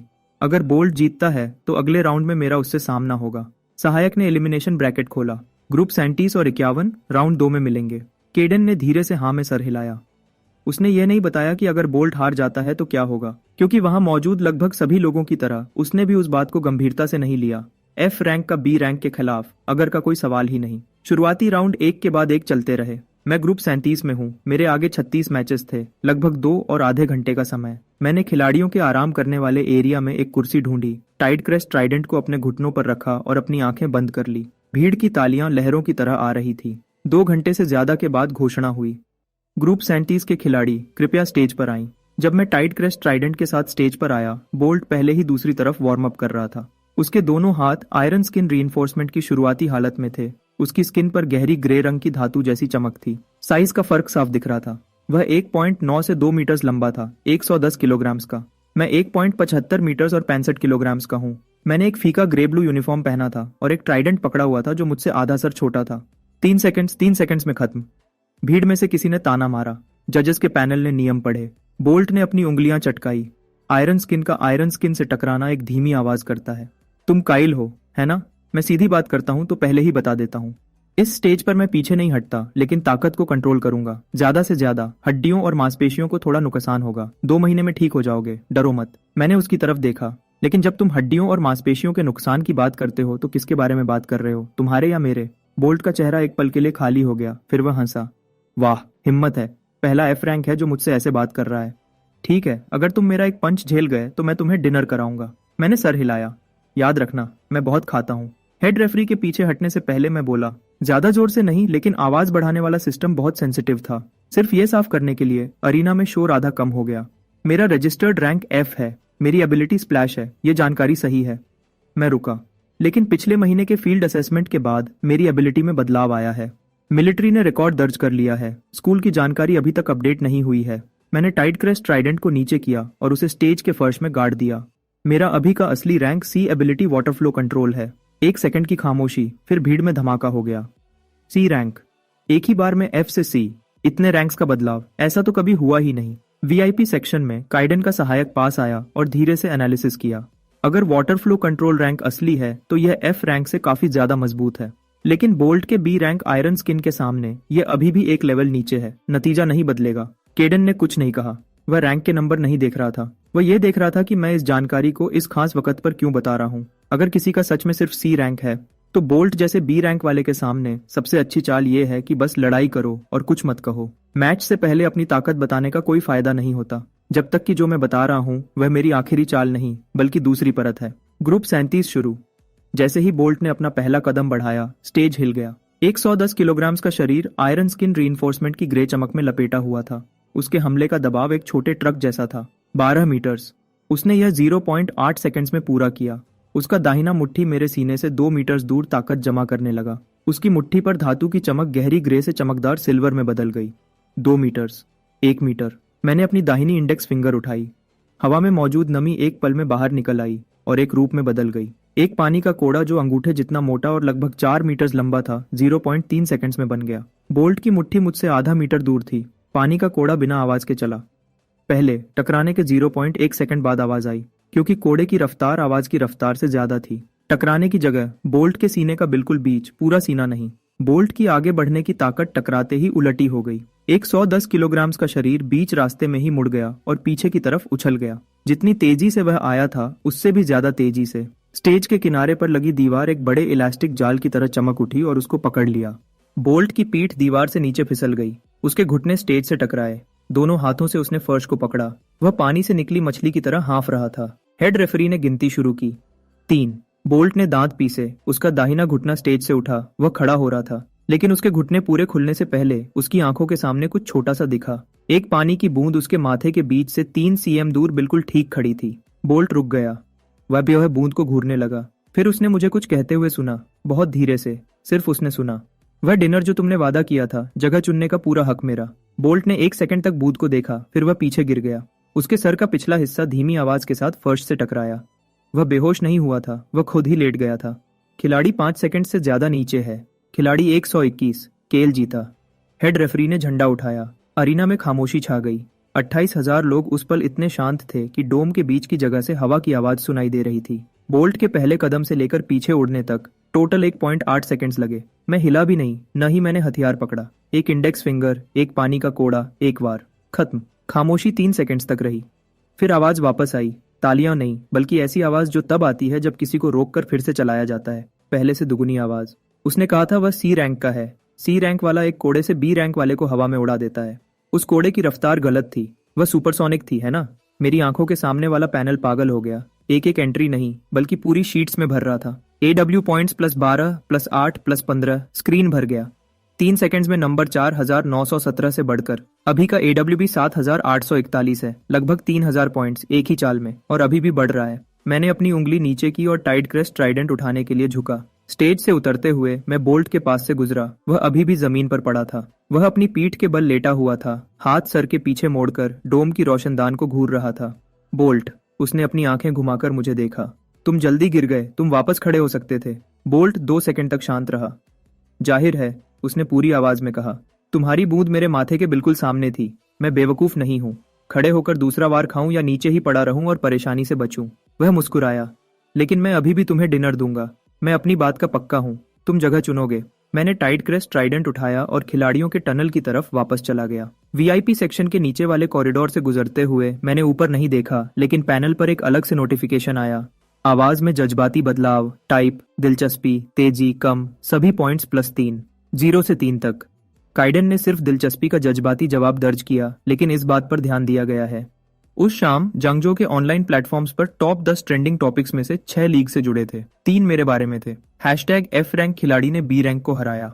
#स्प्लैशबॉय केल का असली रैंक क्या है। #बोल्ट के हार मानने का पल। सबसे ज्यादा पढ़ी जाने वाली पोस्ट अवेकनर ऑनलाइन फोरम से थी। User name एबिस Spectator. Title, objective analysis. Kyle के C rank water flow control की असली ताकत उसके पहले मैच में। मेन बात यह थी, काइल की दिखाई गई ताकत F रैंक से ज्यादा है, लेकिन उसकी अभी की परफॉर्मेंस को C++ और B++ के बीच में समझाया जा सकता है। ये नहीं कि केल बहुत खास है, बल्कि बोल्ट के बचाव में साफ कमियां थी। एक प्रोफेशनल एनालिसिस ने मेरी ताकत को ऐसी जगह रखा जो न ज्यादा ऊंची थी न ज्यादा नीची। मैं अपने डॉर्म के बेड पर बैठा फोन स्क्रॉल कर रहा था। पोस्ट के नीचे कमेंट सेक्शन का अंदाज बदलने लगा। कमेंट्स की लहर के बाद लहर आने लगी। उनका फॉर्मेट और शब्दों का इस्तेमाल लगभग एक जैसा था। बस C rank water flow control. Bolt ने उसे कम समझा। यह लाइन 17 बार दिखी। एक असली ए रैंक टैलेंट के सामने यह लड़का तुरंत पकड़ा जाएगा। 13 बार। ये मत भूलो कि वह डिकॉय स्क्वाड से है। वह असली लड़ाई कैसे जीत सकता है। बोल्ट ने मैच छोड़ दिया। 9 बार। एक बॉट आर्मी, बड़े पैमाने पर। मैंने मुस्कुराते हुए अपना फोन नीचे रखा। लिन फैमिली का खेल बड़ा नहीं था, लेकिन उसका समय बिल्कुल सही था। पहले मैच के सबसे गर्म वक्त में नकारात्मक कमेंट्स की बारिश करना। मकसद, कहानी को कंट्रोल करना। हेडलाइन को एफ रैंक ने बी रैंक को एक ही चाल में हराया से हटाकर सी रैंक ने लापरवाह बी रैंक को मुश्किल से हराया की सुरक्षित जगह पर वापस लाना। क्यों? ताकि लोगों की मुझसे उम्मीदें कम हो जाएं। कम उम्मीदें मतलब जब मैं कभी गलती करूंगा तो उतना फर्क नहीं पड़ेगा। कम फर्क मतलब कम आवे, हैरानी मिलेगी। अभी का बैलेंस 16,440 है। एक ही दिन में लगभग 4 गुना हो गया। अगर मैंने कुछ नहीं किया तो लिन फैमिली की मेहनत बेकार हो जाएगी। मैंने फिर से अपना फोन उठाया और एक प्राइवेट अकाउंट खोला जो आधे साल पहले बनाया था। 0 पोस्ट्स, 0 फॉलोअर्स। मैंने एक 30 सेकंड का छोटा वीडियो पोस्ट किया। बिल्कुल सिंपल। फोन का फ्रंट कैमरा मेरे चेहरे पर था। डॉम की लाइट ऊपर से तेज और सफेद थी। मैं कैमरा में बोला, हे सभी को, मैं केएल हूँ। आज मैंने अपना पहला लीग मैच बोल्ट के खिलाफ जीता। 1 सेकंड का रुकाव। ऑनलाइन लोग कह रहे हैं कि मैं सिर्फ सी रैंक का हूँ और बोल्ट इसलिए हारा क्योंकि उसने मुझे कम समझा। वह सही बात है। मैंने सर हिलाया। बोल्ट सीधा मेरी तरफ ही आया था। एनालिसिस गलत नहीं है। एक और रुकाव। लेकिन मैं एक सवाल का जवाब देना चाहता हूँ। किसी ने पूछा, आप ए रैंक या एस रैंक के विरोधी के खिलाफ क्या करते हैं? मैंने अपने दाहिने हाथ की तरफ देखा। मैंने अपनी इंडेक्स फिंगर कैमरा की तरफ उठाई। मुझे नहीं पता। मैंने अपना हाथ नीचे किया। 1 महीने पहले मैं एफ रैंक स्प्लैश था। अब मैं सी रैंक वाटर फ्लो कंट्रोल में बदल गया हूँ। यह एबिलिटी कितनी दूर तक जाएगी मुझे सच में नहीं पता। अंत में मैंने अपना सर थोड़ा सा झुकाया, बस थोड़ा सा। लेकिन अगर मेरा राउंड 2 का विरोधी यह देख रहा है, मेरा मुंह नहीं हिला, ये आंखें थी, कुछ शांत और पक्का, जिसे कुछ भी साबित करने की जरूरत नहीं थी। वीडियो खत्म हो गया। मैंने उसे पोस्ट कर दिया। 3 घंटे बाद 1.4 से 2 मिलियन व्यूज। प्लेटफॉर्म के रिकमेंडेशन एल्गोरिदम ने 2 खास बातें पकड़ी। वीडियो का कंटेंट उस दिन के ट्रेंडिंग कीवर्ड से जुड़ा था। दूसरा, यूजर एंगेजमेंट डेटा बहुत ज्यादा था। Completion rate 99%, like rate 18.7%, comment rate 6.3%, share rate 11.2%। Algorithm इंसानी जज्बातों को नहीं समझता, वह डेटा पढ़ता है। कमेंट सेक्शन फोरम जैसा बिल्कुल नहीं लग रहा था। टॉप कमेंट, मुझे नहीं पता क्यों। जब वह कहता है बुढ़ी मुझे नहीं पता कहता तो मुझे किसी तरह लगता है कि उसे सब कुछ पता है। दूसरा कमेंट, क्या किसी ने अंत में वह नजर देखी? मैंने इसे 3 बार देखा, बता नहीं सकता, बस बहुत शांत, ऐसी शांति जो सही नहीं लगती।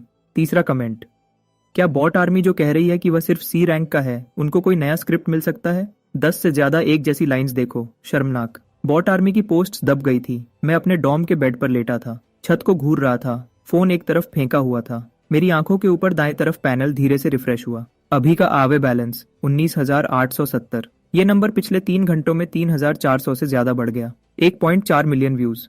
अगर हर 10 व्यूअर्स में से सिर्फ एक ने भी असली रिस्पॉन्स दिया तो सभी का योगदान इस नंबर को बढ़ाता रहा। राउंड 2 की मैच लिस्ट कल अनाउंस होगी। लगातार 2 जीत मुझे राउंड 3 में केडन के सामने खड़ा कर देगी। मैचेस के बीच 3 दिन का समय है। मैं 3 दिन में क्या कर सकता हूँ? पहले, सैल्वेज यार्ड जाकर उस ब्रॉन्ज पंप केसिंग पर ट्रांसम्यूटेशन करूंगा। दूसरा, टाइड क्रेस्ट ट्राइडेंट को C+ से 1 ग्रेड ऊपर ले जाऊंगा। तीसरा, मैंने अपनी आंखें बंद कर ली। अंदर का अवेकनिंग कोर धीरे से चल रहा था। एक चाल दुनिया का सामना करने के लिए काफी नहीं है, मुझे एक दूसरा कार्ड चाहिए। स्किल ट्रांसम्यूटेशन लिस्ट अभी भी पैनल पर थी। ओशंस व्राथ, टाइड टेमिंग, खर्चा 6,000 पॉइंट्स। 12 आयरन क्लैड राइनोज अभी भी मिलिट्री डिस्ट्रिक्ट में इंतजार कर रहे हैं। मैंने उनसे कहा था कि मैं वापस आऊंगा। सेमीफाइनल के नियम जिस तरह अनाउंस किए गए वह नाटकीय थे। सभी शुरुआती राउंड्स खत्म होने के अगले दिन सुबह हेड जज खुद स्टेज पर आए उन्हें पढ़ने के लिए। मैंने एनवेलोप पर लगी वैक्स सील के बारे में कुछ देखा।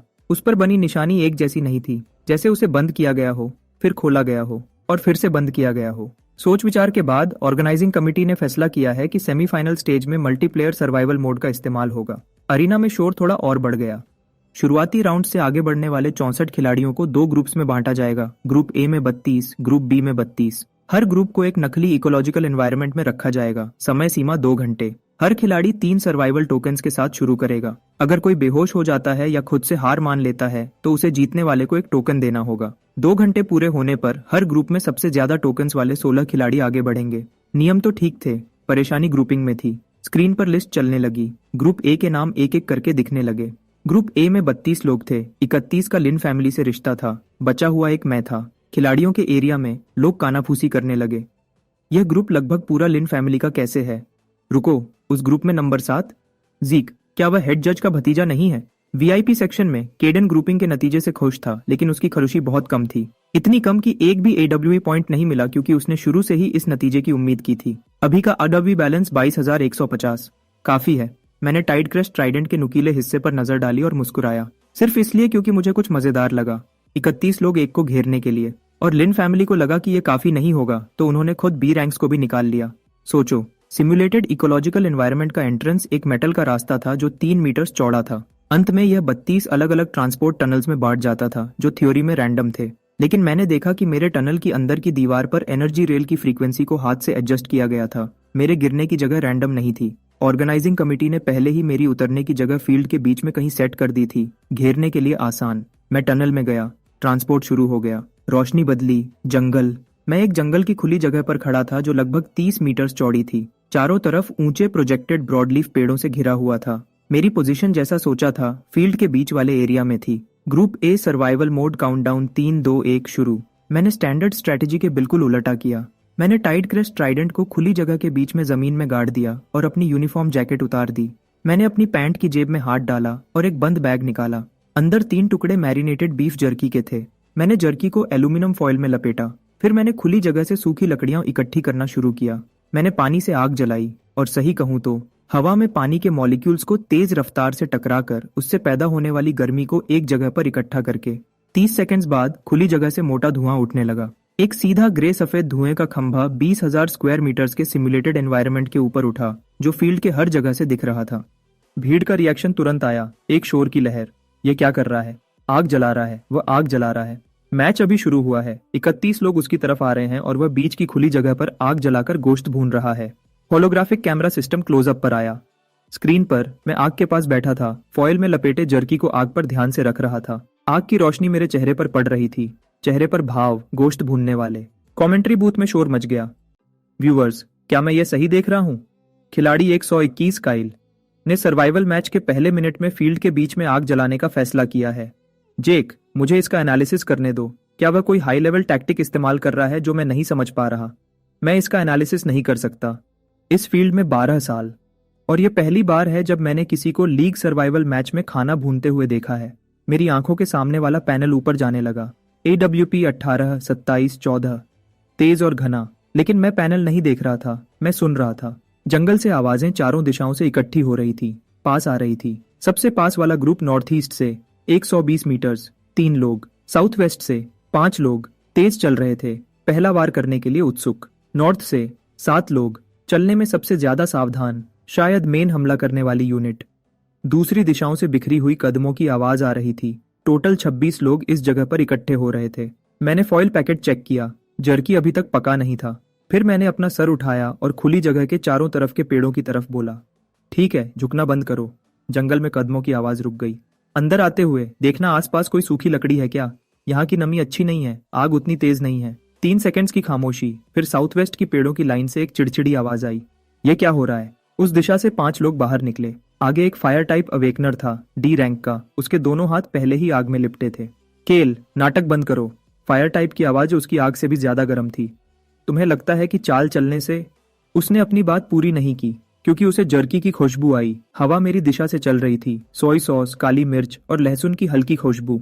5 नौजवानों के नाक पर एक सही वार, जिन्होंने प्रेप एरिया के बाद से कुछ नहीं खाया था। फायर टाइप अवेकनर की आग 1 इंच कम हो गई, जानबूझकर नहीं, वह भटक गया था। मैं आग के पास झुका। मैंने एक टहनी का इस्तेमाल करके फॉइल से एक पका हुआ जर्की का टुकड़ा निकाला, उस पर फूंक मारी, एक बाइट ली, 2 बार चबाया। ठीक है, थोड़ा नमकीन है। मैंने दूसरे 2 पैकेट्स आग से उठाए। कुछ चाहिए? उन 5 ने एक दूसरे को देखा। वह हमें खाने के लिए बुला रहा है। इसमें मत फंसो, ये एक माइंड गेम है, लेकिन इसकी खुशबू बहुत अच्छी है। VIP बूथ में केडन का वाइन ग्लास नहीं हिला। पहली बार उसने स्क्रीन पर उस आदमी को घूरा जो आग के पास बैठा जर्की चबा रहा था। उसका सहायक उसके पास धीरे से बोला, यंग मास्टर, क्या हम उन्हें अंदर आने का इशारा दें? केडन ने जवाब नहीं दिया।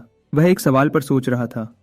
मैं असल में क्या कर रहा हूँ? एक आदमी जो 30 से ज्यादा विरोधियों से घिरने वाला है, वह जानबूझकर अपनी जगह बता रहा है और सबको अंदर बुला रहा है। इस हरकत की सिर्फ 2 वजह हो सकती हैं, या तो बेवकूफ है या इतना कॉन्फिडेंट है कि 30 से ज्यादा लोगों का एक साथ सामना कर सकता है। गेडन के दाहिने हाथ की उंगलियां एक सेकंड के लिए तलवार की म्यान पर रुक गई। वह एक तीसरी वजह चुनता है। वह चाहता है कि सब एक जगह इकट्ठे हो जाएं ताकि उसे सिर्फ एक बार लड़ना पड़े।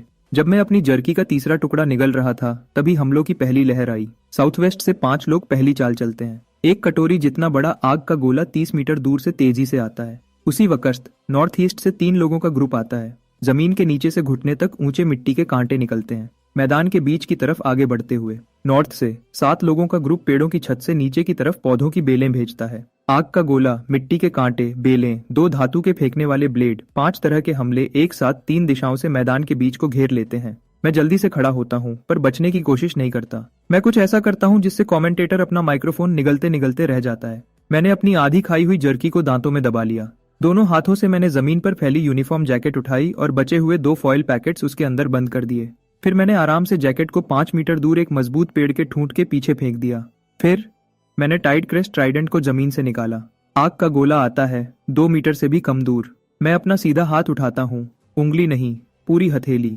कोई पानी का कोड़ा नहीं बनता, बल्कि मैदान के ऊपर 30 मीटर की ऊंचाई तक हर पानी का कण 0.2 सेकंड में एक साथ घूमने लगता है। एक पतली पानी की झिल्ली में फैल जाता है, एक पर्दा जो सिर्फ 0.3 मिलीमीटर मोटा है। आग का गोला पानी के पर्दे से टकराता है, कोई धमाका नहीं होता। ज्यादा गर्मी वाली जगह पर झिल्ली तुरंत भाप बन जाती है। फैलने की ताकत आग के गोले की दिशा बदल देती है, 15 डिग्री तक मुड़ जाता है। आग का गोला मेरे बाएं कंधे को छूता हुआ निकल जाता है और मेरे पीछे पड़े सूखे ठूंठ से टकराता है। मिट्टी के कांटे मेरे पैरों तक पहुंचते हैं। मैं हिलता हूँ, एक कदम बाएं, कांटों की पहली कतार से बचकर। शरीर 30 सेंटीमीटर नीचे होता है।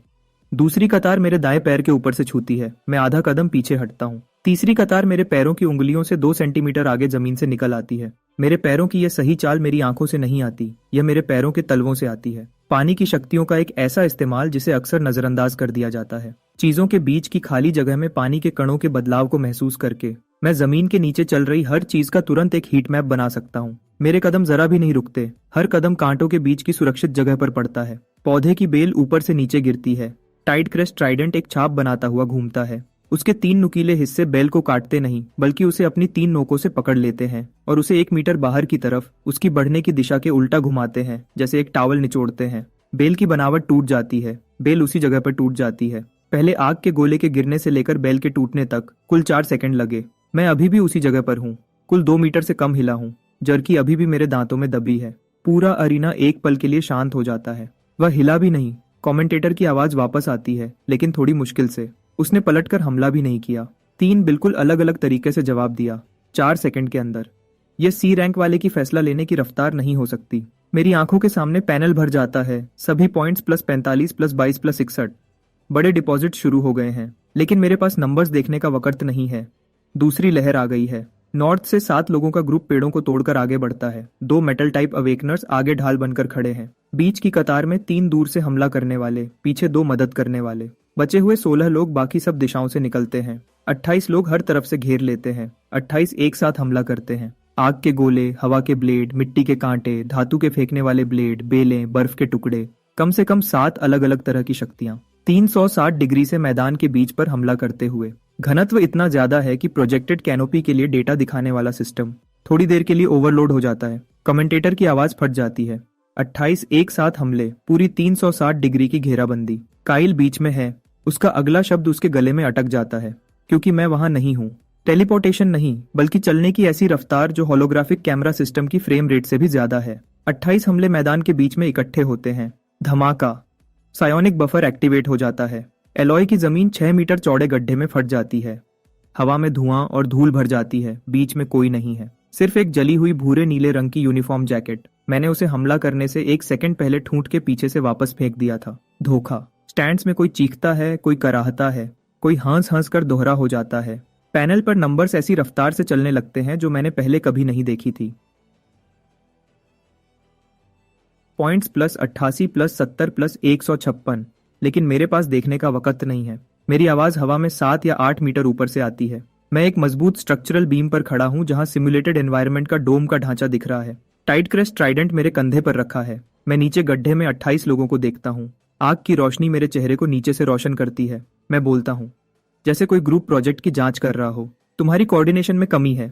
28 लोगों ने एक को निशाना बनाया, 12 निशाने चूक गए। सबसे बुरा निशाना 9 मीटर दूर गया। तुम वहां। मैं एक डी रैंक फायर टाइप को देखता हूँ। अपनी बाहों को और लंबा करने पर काम करो। 30 मीटर पर एक फिक्स्ड निशाना, 2 मीटर से ज्यादा की चूक के साथ तुम फील्ड एथलेटिक्स के फेंकने वाले इवेंट का पहला राउंड भी पास नहीं कर पाओगे।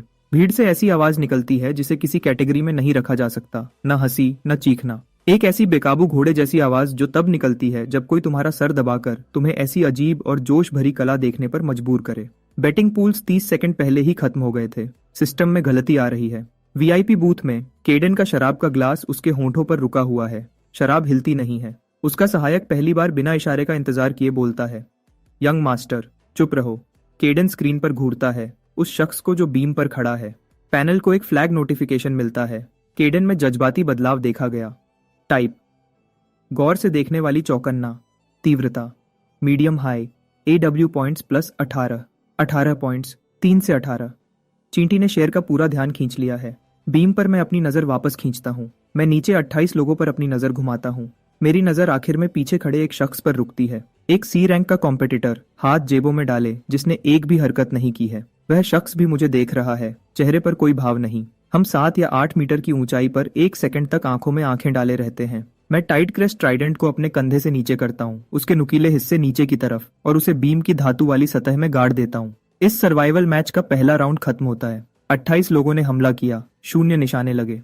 मैंने एक बार भी पलटकर हमला नहीं किया, लेकिन मैच को अभी सिर्फ 4 मिनट हुए हैं और अभी भी जर्की के 2 पैकेट्स बचे हैं।